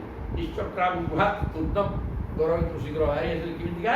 ରୂପିଣୀ ଶ୍ରୀ ହିଁ ସତରେ ଯେମିତି ମୂର୍ତ୍ତିମାନ ଲକ୍ଷ୍ମୀ ଘରୁ ବାହାରୁଛନ୍ତି। ଏଇଟା ଲକ୍ଷ୍ମୀଙ୍କ ଘର ହେଇଯାଇଛି। ଲକ୍ଷ୍ମୀ ନିଜେ ଘରୁ ବାହାରୁଛନ୍ତି। ଏହି ପ୍ରକାର ବାହାରି ଆସିଲେ କିଏ? ସୁଦାମାଙ୍କର ପତ୍ନୀ ପତିବ୍ରତା ପତିଂ ଦୃଷ୍ଟ୍ୱା ପ୍ରେମତି କଣ୍ଠାଗ ସୁଲୋଚନାଗା ମିତାଖ୍ୟଗନ୍ ଅନବତ୍ ବୁଦ୍ଧ୍ୟାଗା ମନସା ପରିଶସ୍ୱଜେ। ଆଉ ଲୋକ ଗହଳି ଭିତରେ ତାଙ୍କୁ କ'ଣ ଆଲିଙ୍ଗନ କରି ପକେଇବେ ନା ମୁଣ୍ଡିଆ ମାରିଲେ? କିଛି କଲେନି। କ'ଣ କଲେ? ପତିବ୍ରତା, ତାଙ୍କର ପତ୍ନୀ ପତିବ୍ରତା ଥିଲେ। ତେଣୁ ପତିଙ୍କୁ ଦେଖିଲା ପରେ ପ୍ରେମରେ ଏବଂ ଉତ୍କଣ୍ଠାରେ ଓ କ'ଣ ଥିଲା, କ'ଣ ହେଇଗଲା କି ଛିଣ୍ଡା କନା ପିନ୍ଧିକିରି ବୁଲୁଥିଲି, ଏବେ ପାଟ ପିନ୍ଧିକିରି ଅଳଙ୍କାର ପରିପୂର୍ଣ୍ଣ ରୂପ ବଦଳେଇ ଯାଇଛି। ତେଣୁ ଏ କଥା ଅନୁଭବ କରିକିରି ଧନ୍ୟ ମୋର ସ୍ୱାମୀ ପତିବ୍ରତା ଥିଲେ ତ, ତେଣୁ ଆହୁରି ତାଙ୍କୁ ଧନ୍ୟବାଦ କରି ପ୍ରେମରେ ଆନନ୍ଦାଶ୍ରୁ ବୋହିଲା ଆଖିରୁ ଧାର ଧାର ଲୁହ ବୋହିଗଲା କାହାର ପତ୍ନୀଙ୍କର। ଏବଂ ମିଳିତାକ୍ଷ ମନମତ ବୁଦ୍ଧ୍ୟା ଆଖି ବୁଝି ପକେଇଲେ ଏବଂ ଆଖି ଛଳ ଛଳ ହେଇଗଲା। ତେଣୁ ଆଖି ବୁଝି ପକେଇଲେ ଏବଂ ନିଜ ବୁଦ୍ଧିରେ ତାଙ୍କୁ ମୁଣ୍ଡିଆ ମାଇଲେ। କିଛି କରିନାହାନ୍ତି କିନ୍ତୁ ବୁଦ୍ଧିରେ ମୁଣ୍ଡିଆ ମାଇଲେ ଏବଂ ମନସା ପରିଶୋଷରେ ମନେ ମନେ ନିଜର ସ୍ୱାମୀକି ଆଲିଙ୍ଗନ କରି ପକେଇଲେ ମନ ଭିତରେ। କାହିଁକି ନା ଜନକୀର୍ତ୍ତନ ଦାସ ଦାସୀ ଭଗବତ ପରିପୂର୍ଣ୍ଣ ହୋଇକି ଅଛନ୍ତି ଦାଣ୍ଡରେ। ତେଣୁ ବୁଦ୍ଧିରେ ତାଙ୍କୁ ମୁଣ୍ଡିଆ ମାଇଲେ, ମନରେ ଆଲିଙ୍ଗନ କଲେ। ସୁନ୍ଦର କଥା। ପତ୍ନୀ ବିକ୍ଷଣ ବିସ୍ଫୁରନ୍ତି ଦେବୀ ବୈମାନିକୀବ ଦାସିନା ନିଷ୍କଣ୍ଠିନା ମଧ୍ୟେ ଭାନ୍ତି ସ ବିସ୍ମିତ। ନିଜର ପତ୍ନୀକି ଯେତେବେଳେ ଦେଖିଲେ ଅନେକ ଦାସ ଦାସୀଙ୍କ ଗହଳରେ ଚାରିପଟେ ସମସ୍ତେ ପାଠ ବସ୍ତ୍ର ପିନ୍ଧୁଛନ୍ତି, ସୁନା ଅଳଙ୍କାର ମଣ୍ଡିତ, ନିଜ ପତ୍ନୀ ତା ମଝିରେ ଠିଆ ହେଇଛନ୍ତି। ଏ କଥା ଦେଖିକିରି ଏ ସତେ ଯେମିତି ଦେବୀ ଗୋଟିଏ ଲକ୍ଷ୍ମୀ ଆଉ ଏ ପ୍ରକାର ନିଜର ପତ୍ନୀକି ଦେଖିକିରି ଇଏ ବିସ୍ମିତ ଆଶ୍ଚର୍ଯ୍ୟ ଇଏ କ'ଣ କିରେ ଛିଣ୍ଡା କନା ପିନ୍ଧିଥିଲା, ଇଏ କ'ଣ ଏମିତିକା ପାଠ ବସ୍ତ୍ର ପିନ୍ଧିକିରି ଅଳଙ୍କାର ମଣ୍ଡିତ, ୟାକୁ ତ ମୁଁ ଚିହ୍ନି ପାରୁନି, ଇଏ କ'ଣ ହେଲା ଏଇସବୁ। ପ୍ରୀତ ସ୍ୱୟଂ ତୟାଯୁକ୍ତ ପ୍ରବିଷ୍ଟ ନିଜ ମନ୍ଦିର ମଣିସ୍ତମ୍ଭ ସତୁ ପୀତମ ମହେନ୍ଦ୍ର ଭବନମ ତଥା। ତାପରେ ଘରେ ପଶିଲେ ପତ୍ନୀଙ୍କ ସହିତ ପ୍ରେମ ହେଇଗଲା ପ୍ରଭୁଙ୍କର। ସୁଦାମା କହୁଛନ୍ତି ସ୍ୱୟଂ ତୟାଯୁକ୍ତ ନିଜ ପତ୍ନୀଙ୍କ ସହିତ ମିଶିକିରି ପ୍ରବିଷ୍ଟ ନିଜ ମନ୍ଦିର ନିଜ ଘରେ ପଶିଲେ। ନିଜ ଘର ବୋଲି ଜାଣିପାରୁନଥିଲେ, ପତ୍ନୀ ଆସିବା ପରେ ପତ୍ନୀକି ଚିହ୍ନି ତାଙ୍କ ସହିତ ଘର ଭିତରକୁ ଗଲେ ଏବଂ ଦେଖିଲେ ଯେ ଏଇଟା ହଁ ମୋ ଘର ତ ପତ୍ନୀ ବାହାରିଲେଣି। ତେଣୁ ମଣିସ୍ତମ୍ଭ ସତୁ ପୀତମ ମଣିମୟ ସ୍ତମ୍ଭ ସବୁ ଘର ହେଇଛି, ସ୍ତମ୍ଭ ଗୁଡ଼ାକ ମଣିରେ ତିଆରି ହେଇଛି। ମହେନ୍ଦ୍ର ଭବନ ତଥା ଇନ୍ଦ୍ରଙ୍କର ଭବନ ଯେମିତି ସେ ପ୍ରକାର ହେଇଛି। ପୟ ଫେନ ନିଭା ଶଯ୍ୟା ଦାମ୍ତା ରୂପ ପରିଚ୍ଛଦା ପର୍ଯ୍ୟଙ୍କା ହେମ ଦଣ୍ଡାନି ଚାମର ବେଦନା ପୟ ଫେନ ନିଭା ଶଯ୍ୟା ସେଜ ହାତୀ ଦାନ୍ତରେ ଦନ୍ତା ରୂପ ପରିଚ୍ଛଦା ହାତୀ ଦାନ୍ତରେ ଖଟ ରୂପା ଛାଉଣ୍ଡି ହେଇଛି, ତା ଦେହରେ ପୟ ମାନେ କ୍ଷୀରର ଫେଣ ଭଳିଆ ଅତ୍ୟନ୍ତ ଶୁଭ୍ର ଗଦି ପଡ଼ିଛି। ପର୍ଯ୍ୟଙ୍କା ଆହୁରି ହେମ ଦଣ୍ଡାନି ଚାମର ବେଦନାଚ ସୁନାରେ ଦଣ୍ଡ ଥିବା ଚାମର ଏଗୁଡ଼ାକ ରହିଛି ଆଉ ଜାଣିଆ ଆଉ। ଆସନାଞ୍ଚ ହୈମାନି ମୃଦୁ ପସ୍ତରାଞ୍ଚ ମୁକ୍ତା ଦାମ ବିଲମ୍ବିନୀ ବିତାନାନି ଦ୍ୟୁମନ୍ତିଜନ ଆସନାଞ୍ଚ ହଇବା ସୁନାର ଆସନ। ଚଉକି ଗୁଡ଼ାକ ନୁହଁକି ସୁନାରେ ହେଇଯାଇଛି। ପୁଣି ମୃଦୁ ପସ୍ତରାଞ୍ଚ ଅତି କୋମଳ, ତା ଉପରେ ପଡ଼ିଥାଏ ସୁକୋମଳ ଗଦି। ସୁନାରେ ଆସନ ତା ଦେହରେ ଗଦି ପଡ଼ିଛି, ଆବଶ୍ୟକ ସୁନା ଉପରେ ତାହେଲେ ଗଦି ପଡ଼ିଛି ତା ଦେହରେ ଆସ୍ତରଣ। ମୁକ୍ତା ଦାମ ବିଲମ୍ବିନୀ ମୁକ୍ତା ମାଳ ସବୁ ହଳଦୁଆ ଚାରିଆ ଲମ୍ବିଛି। ଆହୁରି ଲମ୍ବିନୀ ବିତାନାନି ଚାନ୍ଦୁଆ ହେଇଛି, ଘରେ ଚାନ୍ଦୁଆ ଟଣା ହେଇଛି, ତା ଦେହରେ ସବୁ ମୁକ୍ତା ମାଳା ଲମ୍ବିଛି ଆଉ। ଘର ଜ୍ୟୋତି ବାହାରୁଛି ଘରୁ। ତାପରେ ସ୍ୱଚ୍ଛ ସ୍ଫଟିକ କୁଟିଏ ସବୁ ମହାମାରକତୀୟ ସୂଚ ରତ୍ନ ଦୀପା ଭ୍ରାଜମାନା ଲଳନାଙ୍ଗା ରତ୍ନ ସଂଯୁକ୍ତା ସ୍ୱଚ୍ଛ ସ୍ଫଟିକ କୁଟିଏ ସବୁ କାଠ ଗୁଡ଼ାକ କାଚରେ ତିଆରି ହେଇଛି, ନିର୍ମଳ କାଚ ସ୍ୱଚ୍ଛ ସ୍ଫଟିକ। ମହାମାରକତୀୟ ସୂଚ ଏବଂ ମର୍କତ ମଣି ସ୍ଫଟିକ ମଣିରେ ଗଢ଼ା ସ୍ୱଚ୍ଛ କାନ୍ଥ, ମଝିରେ ମଝିରେ ଶୋଭା ପାଉଛି ମର୍କତ ମଣି, କାଚ ଦିଏ ମର୍କତ ମଣି। ରତ୍ନ ଦୀପା ଦୀପ ତେଲ ପଡ଼ିଛି, ଦୀପ ଜଳୁନି, ରତ୍ନ ଗୁଡ଼ାକ ଜଳୁଛି ଦୀପ ଭଳିଆ, ରତ୍ନରୁ ଆଲୋକ ବାହାରୁଛି। ରତ୍ନ ଦୀପା ଭ୍ରାଜମାନା ଲଳନା ରତ୍ନ ସଂଯୁକ୍ତା ଇଆଡ଼େ ଏକୁଟିଆ ତାଙ୍କ ଘରେ ସିଏ କେବଳ ତାଙ୍କ ପତ୍ନୀ ଥିଲେ ନା ଆହୁରି ଏଥିରେ ଅନେକ ଯୁବତୀ ପରିପୂର୍ଣ୍ଣ ହେଇକି ରହିଛନ୍ତି। ଆଉ ବିଲୋକ୍ୟ ବ୍ରାହ୍ମଣ ତନ୍ତ୍ର ସମୃଦ୍ଧା ସର୍ବସମ୍ପଦା ତର୍କୟା ମାସ ନିୟର ବ୍ୟଗ୍ରହ ସୋ ସମୃଦ୍ଧି ଅହିତୁକି। ବିଲୋକ୍ୟ ବ୍ରାହ୍ମଣ ତାର ସୁଦାମ ସବୁ ଦେଖିକିରି ସମୃଦ୍ଧି ସର୍ବସମ୍ପଦା କିଏ ସମୃଦ୍ଧି କ'ଣ ହଏ କିଏ କ'ଣ ନାହିଁ କିନ୍ତୁ ସବୁ କ'ଣ ପରିପୂର୍ଣ୍ଣ ହେଇକି ରହିଛି ଗୁଡ଼ାକ ଆସିଲାକୁ ଆଣିକିରେ ତର୍କୟା ମାସ ବ୍ୟଗ୍ର ତଥାପି ସେ ବ୍ୟଗ୍ର ହେଲେ ଉଦ୍ବିଗ୍ନ ତୃତୀୟା କିଛି ହେଲେନି। ସେ ବୁଝିଛନ୍ତି ଭଗବାନଙ୍କୁ ଯାଇଥିଲି ଭଗବାନ ସବୁ ଦେଇଥିଲେ। ତର୍କୟା ମାସ ଚିନ୍ତା କଲେ ବିଚାର କଲେ ମନରେ ବିକଳ୍ପ ଚିନ୍ତା ସବୁ ଏଥିବି ହେଲା କାହିଁକି ଗୁଡ଼ା କେମିତି କୁଆଡ଼ୁ ଆସିଲା କିରେ ଏତେବେଳୁ ସୋ ସମୃଦ୍ଧି ଅହିତୁକି କିଛି ତ କାରଣ ନାହିଁ ଏତେ ଗୁଡ଼ିଏ ସମ୍ପତ୍ତି ଗୋଟେ ଦରିଦ୍ର କୁଡ଼ିଆ ହଜାର ଥିଲି ଘର ଦ୍ୱାରା କିଛି ନାହିଁ ଆଉ ଭଙ୍ଗା ଘର ଇଏ କ'ଣ ସବୁ ଆସିଲା କୁଆଡ଼ୁ ଏହା ଆସିଗଲା ଭାବିକିରି ଇଏ ହେଲେ ତାପରେ ତ ଦେଖିବା କ'ଣ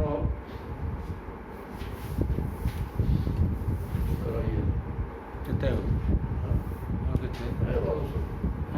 ଦଶ ସାରିଦେବେ ସାରିଦେବେ ସରିଲେ ହବ ଆଉ କେତେ ଭଲ ଅଧ୍ୟାୟ ନୂନମ୍ ବତେଇ ତନ୍ ମନ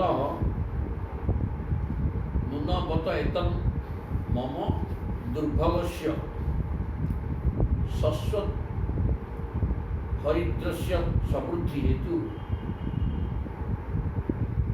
ଶଶ୍ୱତ୍ ଦରିଦ୍ରସ୍ୟ ସମୃଦ୍ଧି ହେତୁ ମହାବିଭୂତେ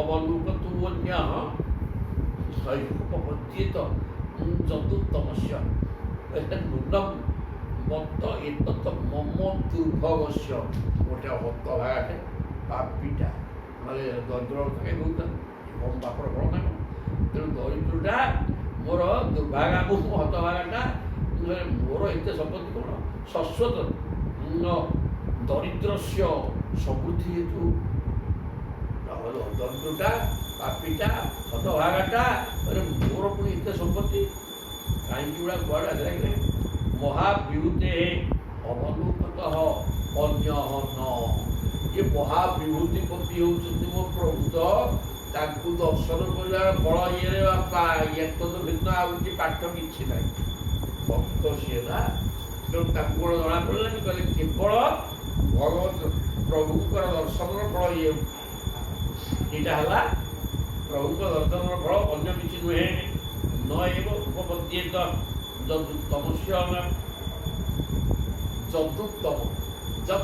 ଉତ୍ତମସ୍ୟ ଉତ୍ତମ ପୁରୁଷ ଭଗବାନଙ୍କର ଦର୍ଶନ ଫଳ ଇଏ ଇଏ ଅନ୍ୟ କିଛି ହେଇନପାରେ ବ୍ରୁବାଣ ଦିଶତେ ସମକ୍ଷ ଜାତିଶ୍ରମେ ଭୂଅର୍ଜ୍ୟ ଭୂରି ଭୁଜ पर्जन्यवत्त स्वयमीक्षमाण दासारह काणानि ऋषभ सखा मेघे कहले मे सखा ये सब निश्चय तांकरी करुणा ननु अब्रुवाण दिशते समक्षम ସବୁ ପ୍ରଭୁଙ୍କର କରୁଣା ଭଗବାନ ଶ୍ରୀକୃଷ୍ଣ ପୂର୍ଣ୍ଣ କାମ ଏବଂ ଲକ୍ଷ୍ମୀପତି ହୋଇଥିବାରୁ ତାଙ୍କ ପାଖରେ ରହିଛି ସବୁ ଭୋଗ୍ୟ ସାମଗ୍ରୀ ତାଙ୍କ ପରିପୂର୍ଣ୍ଣ ହୋଇକି ରହିଛି ତେଣୁ ମାଗୁଥିବା ଲୋକକୁ ତାର ମନସ୍କାମନା ଅନୁସାରେ ସେ ବହୁତ କିଛି ଦିଅନ୍ତି ଯିଏ ମାଗେ ତାକୁ ଦିଅନ୍ତି କିଛି ଅସୁବିଧା ନାହିଁ ଜାତି ଶ୍ରମେ ଭୂର୍ଯ୍ୟପି ଭୂରି ଭୁଜ ଅବ୍ରୁବାଣ ଦିଶତେ ସମକ୍ଷମ ଯିଏ ମାଗିଲା ତାକୁ କାରଣ ସେ ଲକ୍ଷ୍ମୀପତି ଐଶ୍ୱର୍ଯ୍ୟର ମାଲିକ ଯିଏ ମାଗିଲା ସେ ତାକୁ ପ୍ରଚୁର ଦିଅନ୍ତି କିନ୍ତୁ ମୁଁ ତ ମାଗିନି ଭକ୍ତ ଆଗରେ ପ୍ରଭୁ ତାହା ପ୍ରକାଶ କରନ୍ତି ଅଳ୍ପ କିନ୍ତୁ ଯେତେ ଦେଲେ ମଧ୍ୟ ତାହା ପ୍ରଭୁ ଅଳ୍ପ ବୋଲି ଭାବନ୍ତି पर्जन्यवत्त स्वयमीक्षमाणः दासारः काणे ऋषभ सखा में दासारः ଯଦୁ ଯଦୁମାନଙ୍କର ଶ୍ରେଷ୍ଠ ଯାଦବ ଶ୍ରେଷ୍ଠ ଭଗବାନ କୃଷ୍ଣ ମୋର ସଖା ସେ ଲକ୍ଷ୍ମୀପତି। ତେଣୁ ଭକ୍ତକୁ ଯିଏ ମାଗେ ତାକୁ ଦିଅନ୍ତି, କିଛି ଅସୁବିଧା ନାହିଁ, କିନ୍ତୁ ସିଏ ଯଥେଷ୍ଟ ନୁହେଁ। ଯିଏ ନ ମାଗିଲା ଭାବ ଭକ୍ତି ଦେଖିକିରି ପ୍ରଭୁ ମେଘ କ'ଣ ମାଗିଲେ ଦିଏ, କିଛି ମାଗିବା ଦରକାର ନାହିଁ। ମେଘ ତାର ସେ ପ୍ରଚୁର ବୃଷ୍ଟି କରି ଜଗତକୁ ରକ୍ଷା କରେ। ଠିକ୍ ସେମିତି ପ୍ରଭୁଙ୍କୁ ନ ମାଗିଲେ ମଧ୍ୟ ସଚ୍ଚା ଭକ୍ତକୁ ସେ ସବୁ ଅଜାଣି ଯେମିତି ମେଘ ବର୍ଷା ହେଲା ଭଳିଆ। ମେଘକୁ କିଏ ମାଗୁଛି ପାଣି ଦିଏ ବୋଲି, ନ ମାଗିଲେ ମଧ୍ୟ ମେଘ ଯେମିତି ପର୍ଜନ୍ୟବତ୍ତ ସ୍ୱୟଂ କ୍ଷମାଣ ପ୍ରଭୁ ଯାହା ଉପରେ କୃପା କରିଦିଅନ୍ତି, କୃପା ବର୍ଷା ଅଜାଣି ସବୁ।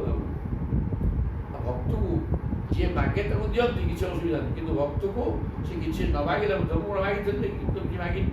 କିନ୍ତୁ ମେଘ ଯେମିତି ନ ମାଗିଲା ଲୋକଙ୍କୁ ମଧ୍ୟ ଇଏ ଚାଷୀ ବିଲ ଚାଷ କରିଛି, ମେଘ ବର୍ଷା ହଉ ପ୍ରଭୁ ଜଳିଗଲା ମାଗିବ, କିନ୍ତୁ ବର୍ଷା ଟିକେ ହେବ, କିନ୍ତୁ ନ ମାଗିବା ଲୋକଙ୍କ ପାଇଁ କ'ଣ ହୁଏନି?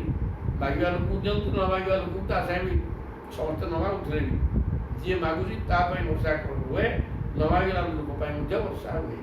ଠିକ୍ ସେମିତି ମୁଁ ନ ମାଗୁଥିଲେ ମଧ୍ୟ ମୋତେ ପ୍ରଭୁ ଯାହା ଦେଇଛନ୍ତି, ମାଗିବା ଲୋକକୁ ସେ ସେତେ ଦେଇନାହାନ୍ତି, ମୋତେ ଅଧିକା ଦେଇଛନ୍ତି ଆଉ ମୋର ସଖା।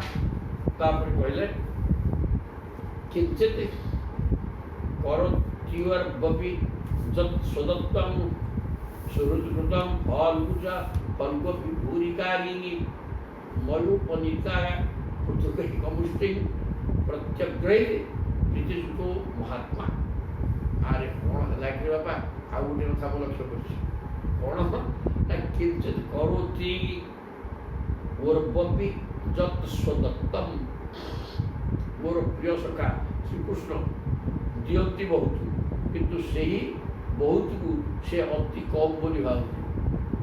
ବହୁତ ଦିଅନ୍ତି ତାକୁ କମ୍ ବୋଲି ଭାବନ୍ତି, କିନ୍ତୁ ଭକ୍ତ ଦେଇଥିବା ଜିନିଷଟାକୁ ସେ ଏଡ଼ିକିଟେ ବୋଲି ଭାବନ୍ତି। କ'ଣ ମୋତେ କହିଲେ ଯେ ଉଦ୍ଧବ ବଜାରଟାକୁ ଦେଖିଦେଲେ କହିଲେ ମୋର ଅତି ପ୍ରିୟ ଜିନିଷଟା ଆଣିଛ, ଆଉ କ'ଣ ଭାଇ ଏଥିରେ ତ ଜଗତ ଆଗରେ ପେଟ ପୁରିଯିବ। କହିଲେ ମୁଁ ତ ଏତିକି ନେଇଥିଲି, ତା ଜଗତ ଆଗରେ ପେଟ ପୁରିଯିବ। ତା ମାନେ ପ୍ରଭୁ ଯାହା ନିଅନ୍ତି ତାହା ବହୁତ ବୋଲି ଭାବନ୍ତି ଏବଂ ଯାହା ଦିଅନ୍ତି ତାହା କମ୍ ବୋଲି ଭାବନ୍ତି। ସେଥିପାଇଁ ଖୁଦ ଭୁଜା ମୁଠାକ କହିଲେ କି ଜଗତର ପେଟ ପୁରିଯିବ ମୁଠେ ଖୁଦ ଭୁଜା, ସେଥିରୁ ଗୋଟେ ମୁଠା ମୟା ଉପରିତା ପୃଥୁକୈକ ମୁଷ୍ଟି, ଗୋଟେ ମୁଠା ଖାଇଛନ୍ତି ତ ଆଉ କ'ଣ, ଏବଂ ଜଗତର ପେଟ ପୁରିଯିବା କଥା କହିକି ଗୋଟେ ମୁଠା ଖାଇଛନ୍ତି, ଖୁଦ ଭୁଜାରୁ ନାହିଁ। ତେଣୁ ସେ ଗ୍ରହଣ କରନ୍ତି ଅଳ୍ପ, କିନ୍ତୁ ତାକୁ ବହୁତ ଭାବରେ ଭାବ ଭକ୍ତି ତା ଭିତରେ ଅଛି ତ, ତେଣୁ ସେଟା ବହୁତ ବୋଲି ଚିନ୍ତା କରିକିରି ଅଳ୍ପ ଗ୍ରହଣ କରନ୍ତି, କିନ୍ତୁ ଦେଲାବେଳେ ତାଙ୍କ ମନ ତୃପ୍ତ ହୁଏନି। ଏତିକି ଦେବି ମୋ ଭକ୍ତଟା ନା, ଯେତେ ଦେଲେ ବି କମ୍ ବୋଲି ଭାବ କି ପାଠ ଇଏ। ତେଣୁ ରେ ଭକ୍ତ ସମାଜ ଭଗବାନଙ୍କ ଚରଣ ଆରବିନ୍ଦରେ ମୁଣ୍ଡା ଲଗେଇ ଦେହରେ ସାଂସାରିକ କୌଣସି ଅଭାବ ଥିଲେ ମଧ୍ୟ ସବୁ ପୂର୍ଣ୍ଣ ହେଇଯିବ ରେ ବାପା। ମାଗିବା ଦରକାର ନାହିଁ, ତାଙ୍କୁ ସବୁ ଜଣା। ସୁଦାମା ମାଗିଥିଲେ କି ମୋଟେ ମାଗିନାହାନ୍ତି, କିନ୍ତୁ କିଛି ଦେଇଥିଲେ ନାଇଁ କି, ଭାବ ଭକ୍ତିର ସହ ଦେଇଥିଲେ। ସେମିତି ଭାବ ଭକ୍ତିର ସହ ଇଏ ସୁମନ ପତ୍ର ପୁଷ୍ପ ଫଲମ ତ ଟିକେ ଦେଇଦେଲେ କ'ଣ ଦେ ମନଟାକୁ ଦେଇଦେ ପ୍ରଭୁଙ୍କ ଚରଣ ଆରବିନ୍ଦରେ ମା ଆଗେ ଯିବ କିଛି, ସେ ସବୁ ଦେଇଦେବେ। ଅଳ୍ପ ଆମେ ଦେଲେ ମଧ୍ୟ ପ୍ରଭୁ ତାକୁ ବହୁତ ଭାବରେ ଗ୍ରହଣ କରି ପ୍ରଭୁ ଯାହା ଦିଅନ୍ତି କହନ୍ତି ଏଇଟା ଯଥେଷ୍ଟ ହେଲାନି। କ'ଣ ବୁଝୁଛୁ କିରେ ବାପା, ଟିକେ ବୁଝୁରେ ଭଲକିରି, ମଣିଷ ଜନ୍ମ ପାଇଛୁ, ତୋତେ ଜ୍ଞାନ ବୁଦ୍ଧି ବିବେକ ସବୁ ଦିଆଯାଇଛି ନାଇଁକି, ସଠିକ୍ ବୁଝି ଟିକେ କାମ କରେ। ବୁଦ୍ଧି ଦେବତା ପଛରେ ଗୋଡ଼େଇବା ଦରକାର ନାହିଁ, ପ୍ରଭୁ ତୋତେ ଅଜାଣି ଦେବେ ସବୁ। ଏକଥା ଚିନ୍ତନ କରି ସୁଦାମ ପାଇଲେ ନା ନାହିଁ, ମାଗିଥିଲେ କି ନା ନାହିଁ, କ'ଣଟେ ଦେଲେ ଖୁଦ ଭୁଜା ଖଣ୍ଡେ ନାହିଁ। ଏଇଥିରୁ ଅନୁବାଦ କର ବାପା। ବର୍ତ୍ତମାନ ପ୍ରଭୁଙ୍କୁ ପାଇବାକୁ ହେଲେ ସ୍ୱଚ୍ଛ ମନ, ସଂସାର ରହିତ ନିର୍ମଳ ମନ, ସୁମନ ରୂପକ ଫୁଲଟି ସମର୍ପଣ କରିବେ, ସବୁ ପାଇଯିବେ।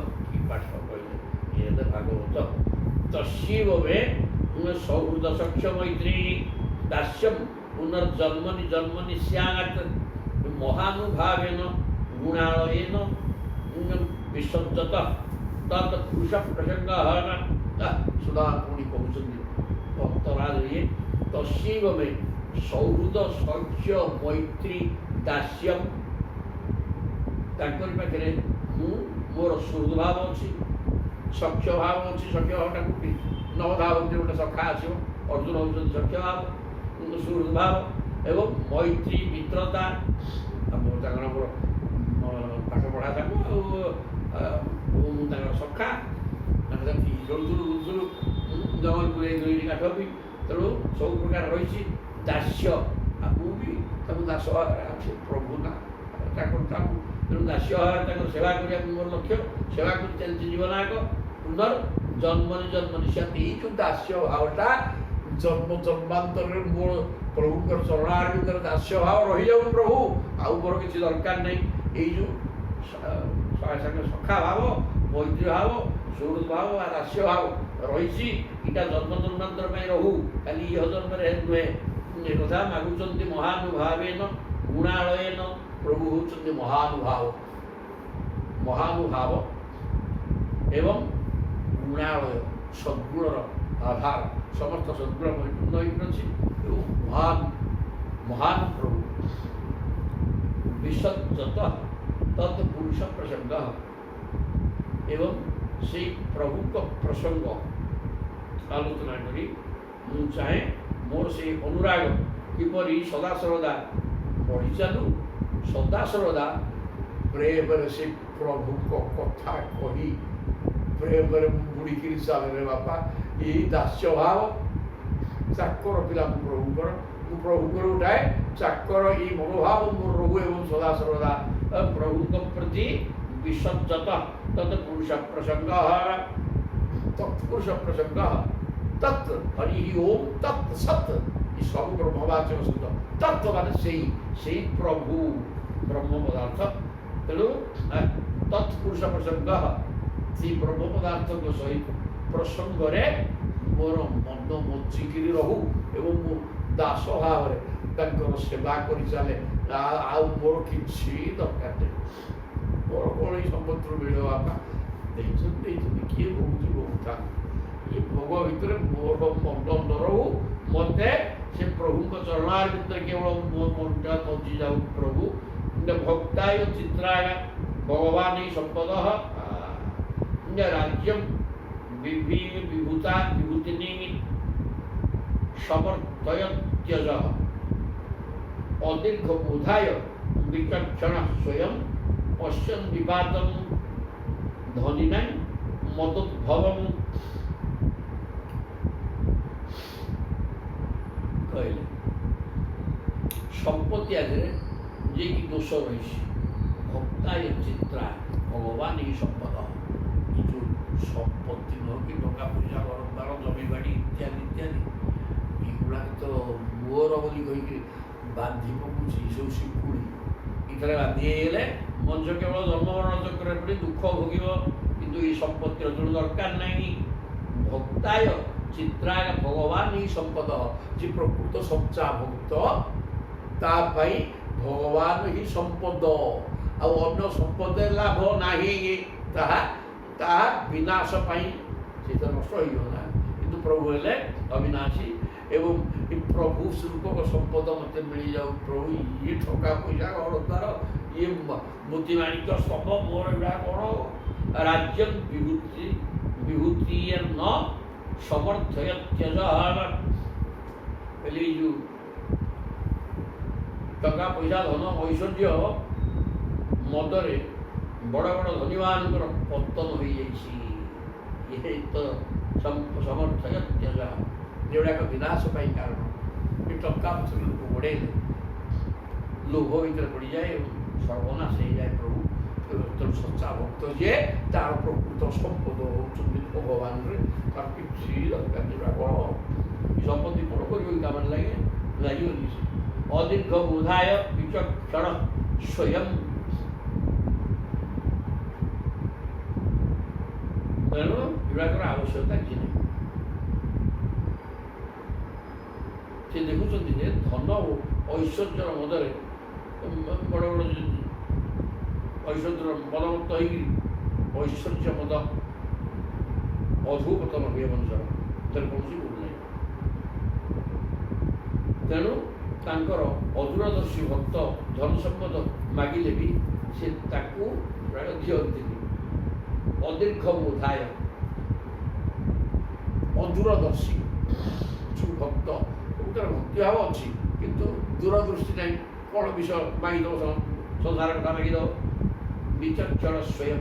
ତେଣୁ ପ୍ରଭୁ କ'ଣ କରନ୍ତି, ଏଇଟା ଭକ୍ତଟା ଇଏ କ'ଣ ସମ୍ପତ୍ତି ମାଗୁଛି ଜାଣିପାରିଛି। ତେଣୁ ପଶ୍ଚନ୍ ନିପାତ ଧନୀ ନାହିଁ ମଦ ମଦ ଭବାମ, ଧନୀମାନଙ୍କର ଧନ ପାଇଗଲା ପରେ ଯେଉଁ ଅଧୋପତନ ହୁଏ, ଇଏ ମୂର୍ଖଟା ଜାଣିପାରୁନି, ଏଇଟା ମୋ ଭକ୍ତଟା ଇଏ ଜାଣିପାରୁନି। ତେଣୁ ପ୍ରଭୁ ତାକୁ ସେଗୁଡ଼ାକ ଦିଅନ୍ତିନି ସେ ଚାହିଁଲେ ମଧ୍ୟ। କାରଣ ଐଶ୍ୱର୍ଯ୍ୟଟା ଅଧୋପତନ ପାଇଁ କାରଣ। ଯେତେ ଧନୀ ବ୍ୟକ୍ତି ଅଛନ୍ତି ତାଙ୍କ ଭିତରେ ଭାବ ଭକ୍ତି ଶ୍ରଦ୍ଧା ଆଦୌ ନାହିଁ, ଅହଙ୍କାର ପରିପୂର୍ଣ୍ଣ ହେଇକି ରହିଛି। ତେଣୁ ଏଇଗୁଡ଼ାକ ପ୍ରଭୁ ପ୍ରକୃତରେ ନିଜ ଭକ୍ତକୁ ଦିଅନ୍ତି। ସୁନ୍ଦର କଥା କହିଲେ। ତେଣୁ ସୁଦାମା କହୁଛନ୍ତି ଯେ ପ୍ରକୃତରେ ଯେ ସଚ୍ଚା ଭକ୍ତ ତାର ପ୍ରଭୁ ହିଁ ସମ୍ପଦ। ଏହି ସମ୍ପଦର କିଛି ଅର୍ଥ ନାହିଁ। ସମ୍ପଦ ଅହଙ୍କାର ଅଭିମାନ ପାଇଁ କାରଣ ଏବଂ ଅଧୋପତନ ପାଇଁ କାରଣ, ସଂସାର ଭିତରେ ଦୁଃଖ ଭୋଗିବା ପାଇଁ କାରଣ। ଏବଂ ଖାଲି ଏଇଠି ଭୋଗିବ ତା ନୁହେଁ, ବାରମ୍ବାର ଜନ୍ମମରଣ ହେଇ ଦୁଃଖକୁ ଭୋଗୁଥିବ ଭାଇ। ତେଣୁ ପ୍ରକୃତ ସଚ୍ଚା ଭକ୍ତର ସମ୍ପତ୍ତି ହେଲେ ପ୍ରଭୁ।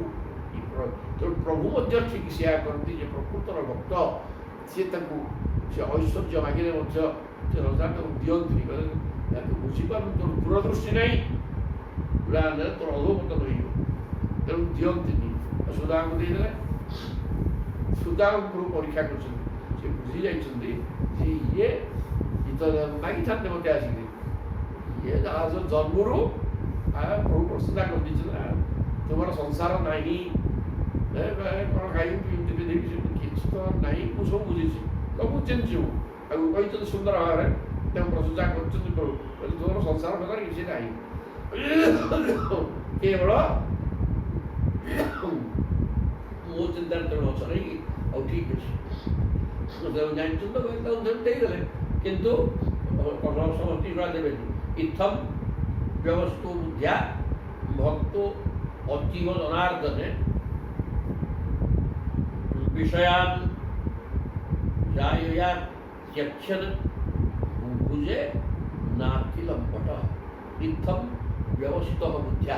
ये प्रकार बुद्धि की क्षय करदेले किए से सुदामा कहले तोर संपत्ति प्रभु ये गुड़ाक नहीं कि प्रभु गुड़ा दिखती मुझे सिया भाविकी आसली मन मन बाटर खुशी होती प्रभु मत देना कारण मुझे भर पशिगले अमणा हो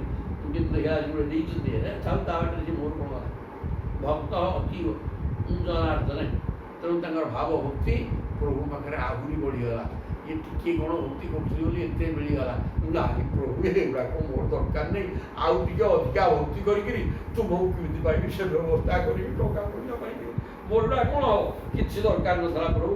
ये कथा चिंता करी मन बुद्धि की दृढ़ भाव रखिले जे ये जहाँ टे भक्ति कर फल गुड़ाक मिलगला मोर दरकार नहीं। तेणु मत भक्त अतीव जनार्दने भगवान जनार्दन शब्दटा कहीं कहा आउ गोटे कौन कहते ना जन्म को जी अर्जन करती माने जन्म को जी पीड़ित करती जी आउ जन्म दिखती ना से जनार्दन। तेणु हे प्रभु मत संसार तुम्हें जन्म दियो ना ये जन्म हेले दुख ही दुख अकारण शत्रु सब अनेक बाहरी सर्वनाश करेंगे संभाली हेनी ये दुख कथा हसा भल बंद कहीं ठीक नुहे।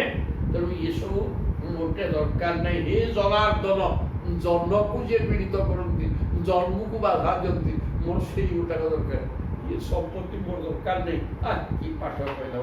तेणु प्रभु को चरणार भाव भक्ति सुदामा बढ़ीगला कहले मोर जन्म बंद कर तुम क्षमता अच्छी तुम ना जनार्दन आउ जन्म मरण उद्धार कर प्रभु विषया जाया त्यक्षन निजर पत्नी सहित विषय भोग को परित्याग करी दरकार नहीं बुझे ନାତି ଲମ୍ପଟ କିନ୍ତୁ ପରୀକ୍ଷା କଲେ ଛାଡ଼ିଦେଇକି ପଡ଼ିଲେ ସନ୍ନ୍ୟାସୀ ସେ ଘର ଭିତରେ ରହିଲେ କିନ୍ତୁ ଭୋଗ୍ୟ ଜିନିଷ ପ୍ରତି ସେ ଭୋଗ କରିବା ମନୋଭାବ ନ ରଖି ତାଙ୍କର ସେ ରହିଲା ଆଉ କ'ଣ ଖାଇକି ନଥିଲା ଭଳିଆ ଆଉ। ହଁ ଚାହିଁକି ଭୋଗ ପଦାର୍ଥ ଅଛି ତାଙ୍କର ସେ ତା ଭୋଗ କରିବା ଲକ୍ଷ୍ୟ ତାଙ୍କର ନାହିଁ ଆଉ କୁଡ଼ିଆ ଘର ଯାହା ସିଏ ସେଇଆ ଯାହା ମନ ରହିଲାଣି ପ୍ରଭୁଙ୍କ ପାଖରେ ଆଉ ତସ୍ୟ ବହି ଦେବଦେବସ୍ୟ ହରେ ହେ ଯଜ୍ଞପତେ ପ୍ରଭୁ ବ୍ରାହ୍ମଣା ପ୍ରଭୁ ଦୈବଂ ନ ଦିଭ୍ୟ ବିଦ୍ୟତେ ପରଂ ତସ୍ୟ ବହି ଦେବଦେବସ୍ୟ ହରେ ଯଜ୍ଞପତେ ପ୍ରଭୁ ତେଣୁ ସେ ଯେଉଁ ପ୍ରଭୁ ଆମର ସେ କ'ଣ ସାମାନ୍ୟ ଯକ୍ଷୀ ଯଜ୍ଞ ନାରାୟଣ ସେହି ହରି ହରତି ହରି ହରି ହରି କ'ଣ ଯିଏ ସମସ୍ତ ପାପ ତାପକୁ ହରଣ କରିଦିଅନ୍ତି ପାପ ଏବଂ ସାଂସାରିକ ତାପ ସଂସାର ଏ ଯେଉଁ ଶାରୀରିକ ଯନ୍ତ୍ରଣା ଏବଂ ମାନସିକ ଯନ୍ତ୍ରଣା ଏଗୁଡ଼ା ସବୁ ତାପ ପାଇଁ କାରଣ ସବୁ ଦଗ୍ଧ ପୋଡ଼ି ପକେଇବ ଇଏ ତା ପାପ ତାପକୁ ଯିଏ ହରଣ କରନ୍ତି ତାଙ୍କ ନାଁ ଦେଖିବେ ହରି ଆଉ ଦେବତାମାନଙ୍କର ଦେବତା ପ୍ରଭୁ ଯଜ୍ଞ ନାରାୟଣ ବ୍ରାହ୍ମଣା ପ୍ରଭୁ ଦୈବଂ ଏସବୁ ପ୍ରଭୁଙ୍କ ବିଶେଷଣ ସ୍ୱୟଂ ସର୍ବଶକ୍ତିମାନ ଭଗବାନ ବ୍ରାହ୍ମଣମାନଙ୍କୁ ନିଜର ପ୍ରଭୁ ବା ଇଷ୍ଟଦେବ ବୋଲି ଭାବନ୍ତି ଆଉ ବ୍ରାହ୍ମଣା ପ୍ରଭୁ ଦୈବଂ ନ ଦିଭ୍ୟ ବିଦ୍ୟତେ ପରଂ ତେଣୁ ଜଗତରେ ବ୍ରାହ୍ମଣମାନଙ୍କ ଠାରୁ ବଡ଼ ଆଉ କେହି ନାହିଁ ଏକଥା ପ୍ରଭୁଙ୍କ ଦୃଷ୍ଟିକୋଣ ତାଙ୍କର ଏହି ପ୍ରକାର ଯିଏ ହେଉଛନ୍ତି ପାପ ତାପକୁ ହରଣ କରିପାରନ୍ତି ଯିଏ ସ୍ୱୟଂ ଯଜ୍ଞ ନାରାୟଣ ଯଜ୍ଞର ଦ୍ରବ୍ୟକୁ ଯିଏ ନିଜେ ଗ୍ରହଣ କରନ୍ତି ଯିଏ ଦେବତାମାନଙ୍କ ଦେବତା ସେ ପ୍ରଭୁଙ୍କର ଦେବତା ହେଲେ ବ୍ରାହ୍ମଣରେ ଏବଂ ବ୍ରାହ୍ମଣମାନଙ୍କୁ ଠାରୁ ଆଉ ଜଣେ ବଡ଼ ନାହିଁ ଏ କଥା ପ୍ରଭୁ କହିଲେ ଏବଂ ସବିପ୍ରହ ଭଗବତ ସୁହୃତ୍ତତା ଦୃଷ୍ଟ୍ୱା ସୁହୃତି ଅଜିତଂ ପରାଜିତଂ ତଧ୍ୟାନ ବେଗୁଦଗ୍ରଥିତାତ୍ମବନ୍ଧନ ତଥାମ ଲେଭେ ବିରତ ଶତାଗତି ପାଇଲେ ସୁଦାମୂର୍ତ୍ତି ଆଉ କ'ଣ କହିଲେ ଏବଂ ସବିପ୍ରହ ଏହି ପ୍ରକାର ସେ ବିପ୍ର କି ବ୍ରାହ୍ମଣ ପିଲା ସୁଦାମା ଭଗବତ ସୁହୃତ୍ତତା ଯିଏକି ଭଗବାନଙ୍କର ସୁହୃତ ମାନେ ସଖା ବନ୍ଧୁ ପ୍ରିୟ ପାତ୍ର ସଖା ତ ମିତ୍ର ଆଉ ଦୃଷ୍ଟ୍ୱା ସୁବୃତ୍ତି ଅଜିତଂ ପରାଜିତଂ ଭଗବାନ ଦେଖିଲେ ମୋ ନାଚନା ଅଜିତ ମୁଁ ତ ଆଜି ପରାଜୟ ହେଇଗଲି ଏତେ ଐଶ୍ୱର୍ଯ୍ୟ ତାଙ୍କୁ ଦେଲି ଇଏ କ'ଣ ସବୁ ବିମୁଖ ହେଇକିରି ମୋତେ ଆହୁରି ବେଶୀ ଡାକିଲାଣି ଆଉ ତେଣୁ ମୋର ଜୟ ଆଉ କ'ଣ ହେଲା ଏହିପରି ଭାବରେ ଭଗବାନ ଶ୍ରୀକୃଷ୍ଣ ପ୍ରିୟ ସଖା ସେଇ ସୁଦାମା ବ୍ରାହ୍ମଣ ଅନୁଭବ କଲେ ଯେ ଯଦିଓ ଭଗବାନ ଅଜିତ ସେ କାହାର ଅଧୀନ ନୁହନ୍ତି ତଥାପି ସେ ନିଜ ସେବକ ଭକ୍ତମାନଙ୍କର ଅଧୀନ ହେଇଯାନ୍ତି ସେ ସ୍ୱାଧୀନ ସ୍ୱତନ୍ତ୍ର ଏବଂ ଅଜିତ କିନ୍ତୁ ଭକ୍ତ ହେଲେ ସେ ପରାଜୟ ସ୍ୱୀକାର କରନ୍ତି ବର୍ତ୍ତମାନ ଅଜିତମ୍ ପରାଜିତମ୍ ମୋତେ ସମ୍ପତ୍ତି ଦେଇକିରି ମୋତେ ପରାଜୟ କରିବା କଥା ପ୍ରଭୁ ଚିନ୍ତା କରିଥିଲେ ୟା ଭିତରେ ରାତି ହେଇକିରି ମୁଁ ମରିଗଲି ନାଇଁକି କିନ୍ତୁ ମୁଁ ଖୁସି ହେଇକିରି ବାଟରେ ଆସିଲି ମୋତେ କିଛି ଦେଇନାହାନ୍ତି କାହିଁକି ନା ମୋର ଉଦ୍ଧାର ପ୍ରଭୁ ଚାହୁଁଛନ୍ତି ଆଉ ଧନ ସମ୍ପତ୍ତି ଗୋଟେ ଦେଇଦେଲେ ସେ ଘାଟି ହେବ ଇଏ କାହିଁକି ଦେବି ତେଣୁ ବଢ଼ିଆ ହେଇଛି ଏ କଥା ଚିନ୍ତା କଲେ ଆଜି ଭର୍ତ୍ତି କରିଦେଇଛନ୍ତି ନାଇଁ ତେଣୁ ସେ ଅଜିତ ହେଲେ ମଧ୍ୟ ଭକ୍ତ ଠାରୁ ପରାଜୟ ସ୍ୱୀକାର କରି ତାଙ୍କୁ ଭଲ ମିଠା ଲାଗେ କାରଣ ଭକ୍ତକୁ ପରୀକ୍ଷା କରନ୍ତି କି ଟଙ୍କା ପଇସା ଦେଇଦେଲେ ଇଏ ପୁଣି ସଂସାର ଲଟଟ ହବ କି ଦେଖୁଛି ପ୍ରଭୁ ଯେତେବେଳେ ଦେଖିଲେ ଇଏ ହଉଥିଲେ ବାପା ତେଣୁ କ'ଣ ପରାଜିତ ହେଲେ ଦୃଷ୍ଟ୍ୱା ସୁବୃତ୍ତି ଅଜିତଂ ପରାଜିତଂ ନିଜର ବୃତ୍ତିର ଏହି ପ୍ରକାର ଯେଉଁ ବନ୍ଧନ ମୁକ୍ତ ସଂସାର ତାକୁ ବାନ୍ଧି ପାରିଲାନି ଐଶ୍ୱର୍ଯ୍ୟ ଭିତରେ ରହିଲେନି ଅନେକ ଦିବ୍ୟ ସୁନ୍ଦରୀ ନାୟିକା ପରିପୂର୍ଣ୍ଣ ହେଇକି ଅଛନ୍ତି ଆଉ ଇଏ ତ ଘର ଦ୍ୱାର ବିଭୂତି ପରିପୂର୍ଣ୍ଣ ହେଇକି ଅଛି ଖାଇଲେ ବହିଲେ ସରୁନି କୁଆଡ଼େ ରୋଜଗାର କରିବା ଦରକାର ନାହିଁ ସେ ଭିଖ ହେଇକିରି ଖାଉଥିଲେ ନହେଲେ ଉପାସ ରହୁଥିଲେ ପାଣି ପିଇକି କିନ୍ତୁ ବର୍ତ୍ତମାନ ଏତେ ପରିପୂର୍ଣ୍ଣ ହେଇକିରି ଏଗୁଡ଼ାକ ପୁରା ଗୋଟେ ସାଂସାରିକ ଐଶ୍ୱର୍ଯ୍ୟ, ଏଇଟା ଦୈବୀ ସମ୍ପଦ। କି ସେ କର୍ଦ୍ଦମ କହିଲେ ଦେବଭୂତି କହିଲେ ଆମେ ଦୈବୀ ସମ୍ପଦ ଭୋଗ କରିବା, ଏପରକା ଇଏ ଲୌକିକ ସମ୍ପଦ କିଛି ନୁହେଁ। ଗୁଡ଼ା ବିମାନ କରିକିରି ତା ଭିତରେ ସମ୍ପୂର୍ଣ୍ଣ ଜିନିଷ ଅଛି, ଯେତେ ଖାଉଛ ବହୁତ କିଛି ହବନି, ଅସୁବିଧା ଯା ଏଇ ସେଇ ପ୍ରକାର ଜିନିଷ ଏଇଠି ଦୈବୀ ସମ୍ପଦ ଇଏ। ତେଣୁ ଇଏ ଭୋଗ ପଦାର୍ଥ ଦେଇ ଦେଇଥିଲେ ମଧ୍ୟ ଅଜିତ ଏଇଠି ପରାଜୟ ସ୍ୱୀକାର କଲେ, କାରଣ ୟାକୁ ସୁଦାମକୁ ପରାଜୟ କରେଇବା ପାଇଁ ହିଁ ସଂସାର ଭିତରେ ଲଟପଟ ବୋଲି ତାଙ୍କ ଭାବନା ତାଙ୍କ ଅବଶ୍ୟ ନଥିଲା, କାରଣ ତାଙ୍କ ପ୍ରତି ଉଦାର ଭାବ ଥିଲା ଏବଂ ଜାଣିଥିଲେ ଯେ ଇଏ ଠିକ୍। କେବେ ବି ଗୋଟେ ପରୀକ୍ଷା କଲେ ଏଗୁଡ଼ା ଦେଇଦେବା ନାଇଁ, ପରୀକ୍ଷା ବି ନୁହଁ, ଏଇଟା ପ୍ରଭୁ ତାଙ୍କୁ ଦେଇଛନ୍ତି, ତାଙ୍କର କର୍ମ ଅନୁସାରେ ସେ ଦେଇଛନ୍ତି। ସୁଦାମ ମୁଠେ ଖାଇଦେଲେ, କହିଲେ ଯେତିକି ଖାଇଦେବି ଟିକିଏ ଖାଇଦେବି ମାନେ ଗୁଡ଼େ ଦେଇଦେବି, ମେଘ ଜିନିଷ ଟିକେ ଦିଏ। ତେଣୁ ଦେଇଛନ୍ତି ଏଠି ପ୍ରଭୁ ସୁଦାମଙ୍କ ଭଳିଆ ଭକ୍ତକୁ ପରୀକ୍ଷା କରିନାହାନ୍ତି, କିନ୍ତୁ ଦେଇଦେଲେ। ସେ ବୁଝୁଛନ୍ତି ଏଥିରେ ଇଏ ପଶିବେନି। ତେଣୁ ଏଠି ପ୍ରଭୁଙ୍କର ବୋଧେ ଏକ ପ୍ରକାର ଏଇଟା ପରାଜୟ ଭଳିଆ ହେଲା। ତଧ୍ୟାନ ବେଗୋଦ ଗ୍ରଥିତାତ୍ମବନ୍ଧନ, ତତ୍ଧ୍ୟାନୋଦ ବେଗ ଗ୍ରଥିତ। ସେ ସଦାସର୍ବଦା ଆହୁରି ବେଶୀ ଧ୍ୟାନ କରି ବସିଲେ, ସମାଧିସ୍ଥ ହେଇଗଲେ। ଆଉ ତ ଖାଇବା ଚିନ୍ତା ନାହିଁ, ଘର ତ ଅଛି, ଆଉ ତା ବାଟରେ ଚାଲିବ ଆଉ। ତେଣୁ ଇଏ ପୁରା ଧ୍ୟାନ, ତତ୍ଧ୍ୟାନ ବେଗୋଦ ଗ୍ରଥିତାତ୍ମବନ୍ଧନ, ଆତ୍ମବନ୍ଧନ। ସଂସାର ଭିତରେ ବାନ୍ଧିକି ଯେଉଁ ଆତ୍ମାଟା ଥିଲା, ସେ ଆତ୍ମାଟା ବର୍ତ୍ତମାନ ପରମାତ୍ମ ଚିନ୍ତନରେ ବାନ୍ଧି ହେଇଗଲା, ପୁରା ସମାଧିସ୍ଥ ହେଇ ଈଶ୍ୱର ଚିନ୍ତନରେ ବଜିଗଲେ ସୁଦାମ। ତଥାମ ଲେଭେ ଅବିରତ ଶତାଗତି, ଅବିରତ ଅନବରତ ଧ୍ୟାନସ୍ଥ ହେଇକିରି ସମାଧିସ୍ଥ ହେଇକିରି ବସିକିରି ଯେଉଁ ମନଟା ସଂସାର ଭିତରେ ଥିଲା, ସେ ମନକୁ ସମ୍ପୂର୍ଣ୍ଣ ସଂସାରରୁ ହଟେଇ ପ୍ରଭୁଙ୍କ ପାଖରେ ଲଗେଇଦେଲେ। ଏବଂ ଶତାଗତି ସଜ୍ଜନମାନଙ୍କର, ସଜ୍ଜନମାନେ ଯେଉଁ ଭକ୍ତିକି ପାଆନ୍ତି, ଅର୍ଥାତ୍ ପ୍ରଭୁଙ୍କର ଚରଣାରବିନ୍ଦ ସୁଦାମା ପାଇଗଲେ, ଶବ୍ଦ ଛାଡ଼ିଦେଲେ। ଏତତ୍ ବ୍ରହ୍ମଣ୍ୟ ଦେବସ୍ୟ ଶ୍ରୁତ୍ୱା ବ୍ରହ୍ମଣ୍ୟତା ନରଃ ଲବ୍ଧଭାବ ଭଗବତୀ କର୍ମବନ୍ଧାତ୍ ବିମୁଚ୍ୟତେ। କ'ଣ କହିଲ? ଏତତ୍ ବ୍ରହ୍ମଣ୍ୟ ଦେବସ୍ୟ ଶ୍ରୁତ୍ୱା ବ୍ରହ୍ମଣ୍ୟତା, ଏ ଶବ୍ଦଟା ଆଉଥରେ କୁହାଯାଇଛି କି ସୁଦାମା ତାହା କହିଥିଲେ, ପୁଣି କହୁଛନ୍ତି ଯେ ଏତତ୍ ବ୍ରହ୍ମଣ୍ୟ ଦେବସ୍ୟ, ପ୍ରଭୁ ଦେବତାମାନଙ୍କର ଦେବତା, କିନ୍ତୁ ବ୍ରାହ୍ମଣ ହେଉଛନ୍ତି ତାଙ୍କ ଦେବତାରେ। ତେଣୁ ବ୍ରହ୍ମଣ୍ୟ ଦେବ, ବ୍ରାହ୍ମଣ ହେଉଛନ୍ତି ଯେଉଁ ଭଗବାନ କୃଷ୍ଣଙ୍କର ଦେବତା। ତାଙ୍କର ପ୍ରକୃତ ଆଚରଣ କ'ଣ କଲେ? ସୁଦାମଙ୍କୁ ନେଇକରି ଖଟରେ ବସେଇଲେ, ଯେଉଁ ଖଟରେ ଲକ୍ଷ୍ମୀଙ୍କ ସହିତ ସିଏ ଶୟନ କରନ୍ତି, ଖଟରେ ବସେଇ ତାରି ଦେହରେ ପାତ୍ର ନେଇକି ଥୋଇକି ତାଙ୍କ ପାଦ ଧୋଇ ନିଜେ ଦେହମୂଳ ଓଢ଼ି ପକେଇଲେ। ଏଇଭଳିଆ ଏ ସୁଦାମା ଦେଖିକି କହିଲେ, କ'ଣ ଇଏ ବ୍ରହ୍ମଣ୍ୟ ଦେବଙ୍କର ବ୍ରହ୍ମଣ୍ୟତାକୁ ମୁଁ ଦେଖିଲି ଏଠି।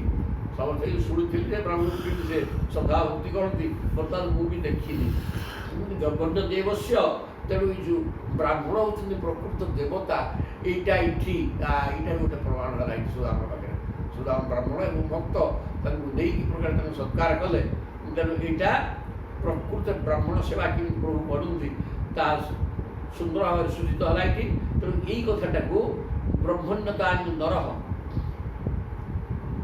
ବ୍ରାହ୍ମଣ ଦେବତାଙ୍କର ପ୍ରଭୁ କି ପ୍ରକାର ସେବକ ସେବା କରନ୍ତି, ଏଇଟା ପ୍ରତ୍ୟକ୍ଷ ଭାବରେ ସୁଦାମଙ୍କୁ ନେଇକରି ପ୍ରଭୁ ଦେଖେଇଲେ। ତେଣୁ ଏଇଟାକୁ ହେ ମାଧବ ସମାଜ, ୟାକୁ ଟିକେ ଦେଖ, ବ୍ରାହ୍ମଣକୁ କେଉଁ ପ୍ରକାର ପ୍ରଭୁ ସମ୍ମାନ ଦିଅନ୍ତି। ତେଣୁ ତୁମେ ବ୍ରାହ୍ମଣ ହେଇଯିବା ପାଇଁ ଚିନ୍ତା କର, ତୁମ ପଛରେ ପ୍ରଭୁ ଗୋଡ଼େଇଗଲେ ପ୍ରଭୁ ମିଳିବେନି। କ'ଣ କହୁଛ? ପ୍ରଭୁ ମିଳିକି ଅଛନ୍ତି, ମିଳିପାରିବେ। ଆମର ସାଧନା ଦରକାର, ଆମର ସାଧନା ଠିକ୍ ନାହିଁ। ସୁଦାମ କେମିତି ମିଳିଲେ? କ'ଣଟା କରିଥିଲା ନା ମିଳିବେ। ତାପରେ ଲବ୍ଧ ଭାବ ଭଗବତୀ, ତେଣୁ ଲବ୍ଧ ଭାବ, ଆରେ ତୁ ଭାବୁଛୁ ତ ଭଗବାନଙ୍କୁ, ମୋଟେ ନୁହଁ ନା। ଲବ୍ଧ ଭାବ, କେବଳ ଭାବଟାକୁ ଲାଭ କରେ, କେବଳ ଈଶ୍ୱର ଚିନ୍ତନ ରହୁନୁ ସଦା ସର୍ବଦା। ଜାଗ୍ରତ ଅବସ୍ଥାରେ ଅଛୁ ମାନେ ଈଶ୍ୱର ଚିନ୍ତନ। ଆଗରୁ ଯାହା କଥା ଇଆଡ଼ୁ ସିଆଡ଼ୁ ଗୋଟେ ମୁଣ୍ଡ ପାଗଳ ହେଇଗଲା। ତେଣୁ ଲବ୍ଧ ଭାବ, କେବଳ ଭାବନା, କେବଳ ଭାବନାକୁ ଲାଭ କରେ, କିଛି ଦରକାର ନାହିଁ।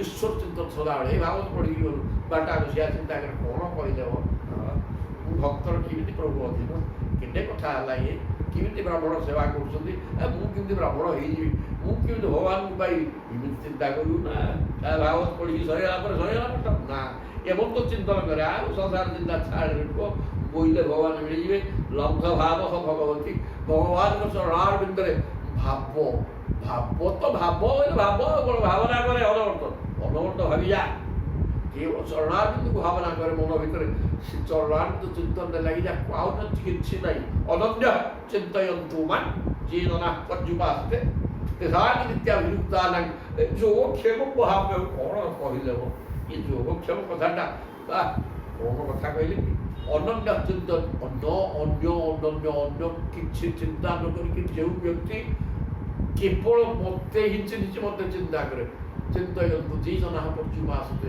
ଯେଉଁ ଲୋକ ଏହିପରି ଭାବରେ ମୋତେ ଆରାଧନା କରେ ତେଷାଂ ନିତ୍ୟାଭିଯୁକ୍ତାନାଂ ସେ ସଦାସର୍ବଦା ମୋ ଚରଣାରବିନ୍ଦରେ ମନ ରଖିଥିବାରୁ ମୁଁ ତାକୁ ଯୋଗ ଶବ୍ଦର ଅର୍ଥ ଅପ୍ରାପ୍ତ ବସ୍ତୁ ମିଳିବା ଅପ୍ରାପ୍ତ ବସ୍ତୁ କିଏ ସେଇଥିରେ ସେଇ ଭଗବାନ ହିଁ ଅପ୍ରାପ୍ତ ବସ୍ତୁ ତେଣୁ ଭଗବାନ ହେଉଛନ୍ତି ଅପ୍ରାପ୍ତ ବସ୍ତୁ ସହଜରେ ମିଳନ୍ତିନି ତେଣୁ ଯେଉଁ ଲୋକଟା ଅନନ୍ୟ ଚିନ୍ତୟନ୍ତୁ ମାନ୍ ଅନ୍ୟ କିଛି ଚିନ୍ତା ନ କରିକିରି ମୋ ଚରଣାରବିନ୍ଦ ଚିନ୍ତନରେ ଲାଗିଯାଇଛି ସିଏ ଅପ୍ରାପ୍ତ ବସ୍ତୁ ପାଇଯାଏ ଅର୍ଥାତ୍ ମୋତେ ପାଇଯାଏ ସେ ଭଗବାନ ହେଉଛନ୍ତି ଅପ୍ରାପ୍ତ ବସ୍ତୁ ଯୋଗ ଶବ୍ଦର ଅର୍ଥ ଅପ୍ରାପ୍ତ ବସ୍ତୁ ପାଇବା କି ଚମତ୍କାର ପାଠ ଇଏ ତେଣୁ ଏହା ମଧ୍ୟ ଭକ୍ତ ମନରେ ଭଗବାନଙ୍କୁ ପାଇବାର ଆଶା ସଞ୍ଚାର କରୁନି କି ନା ମୁଁ ଯଦି ଏ ପ୍ରକାର ଚିନ୍ତନ କରିବି ତାହେଲେ ମୋତେ ପ୍ରଭୁ ମିଳିଯିବେ ତ କିଛି ଅସୁବିଧା ନାହିଁ ଏହା ନିଜେ ପ୍ରଭୁ କହିଛନ୍ତି ଅନନ୍ୟ ଚିନ୍ତୟନ୍ତୁ ମାନ୍ ଯିଏ ଜନା ତେଷାଂ ନିତ୍ୟାଭିଯୁକ୍ତାନାଂ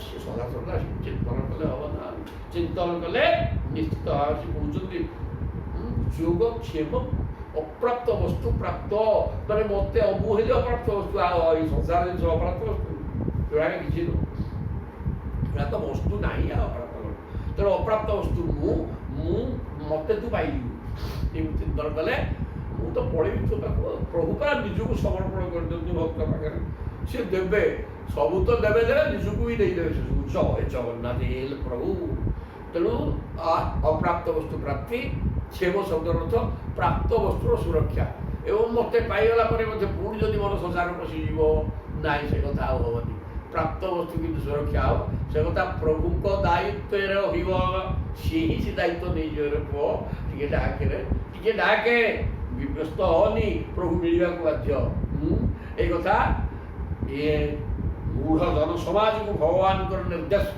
ପ୍ରଭୁ କହୁଛନ୍ତି ମୁଁ ମିଳିବା ଲୋକ ମିଳିବି ତୁମେ ଡାକି ଜାଣୁନରେ ଆଉ ଟିକେ ଠିକଣାକିରି ଡାକୁନ ମୁଁ ରେଡ଼ି ପ୍ରସ୍ତୁତ ଅଛି ତୁମ ପାଖକୁ ପଳେଇବି ତୁମେ କେମିତି ମୋତେ ସଦାସର୍ବଦା ଚିନ୍ତନରେ ରହିବ ମୁକ୍ତି କରିବା ବ୍ୟବସ୍ଥା ହେବ ସେ କଥା ହେଇଯିବ ସବୁ ଡାକ୍ ଏ କଥା ଏଇଠି ସୁନ୍ଦର ଭାବେ ସେଇ କଥା ବି କହିଛନ୍ତି ବଡ଼ ଚମତ୍କାର କଥା କହିଲେ ବ୍ରାହ୍ମଣ ହେଉଛନ୍ତି ପ୍ରଭୁଙ୍କର ଦେବତା ସେ କେମିତିକା ଦେବତା ଏବଂ କେମିତି ସୁଦାମାଙ୍କର ସେବା କରିକି ପ୍ରତ୍ୟକ୍ଷ ଭାବରେ ପ୍ରମାଣ କରିଦେଲେ ସେ ଜିନିଷଟା ଏଇ ଅଧ୍ୟାୟରେ ରହିଛି ତେଣୁ ଏ ଅଧ୍ୟାୟକୁ ଭାବର ସହିତ ଯିଏ ଭଗବତ ଚରଣାରବିନ୍ଦୁକୁ ଆଶ୍ରୟ କରିଯାଏ ସେ ନିଶ୍ଚିତ ଭାବରେ ଭବବନ୍ଧନରୁ ମୁକ୍ତ ହେଇଯାଏ ଏବଂ ପ୍ରଭୁଙ୍କୁ ପାଇଯାଏ ଜୟ ଜଗନ୍ନାଥ ଏଠି ପ୍ରଭୁ ମିଳିଗଲେ ଆଜି ଜୟ ଜଗନ୍ନାଥ ଇଏ ହେଲେ ସୁଦାମା ଚରିତ ଛୋଟିଆ ଜିନିଷ ନୁହେଁ ଭଗବାନ କେବଳ ଭକ୍ତି ଭାବ ଏବଂ ଭଗବତ ପ୍ରାପ୍ତି ଇଏ ଭାଗବତାକ ପରିପୂର୍ଣ୍ଣ ହେଇଗଲେ ଭଗବାନ ମିଳିକି ଏଇଟା ମିଳିକି ସାରିଲେ ଏଠି ଆଉ ରହିଲେ ବିଦେଶ୍ୱର ଭାଗବତ ମହାପୁରାଣେ ପାରମହଂସ୍ୟାଂ ସହିତାୟାଂ ଦଶମ ସ୍କନ୍ଧେ ଉତ୍ତରାର୍ଦ୍ଧେ ପୃଥୁଗୋପାଖ୍ୟାନମ୍ ନାମ 81 ଅଧ୍ୟାୟ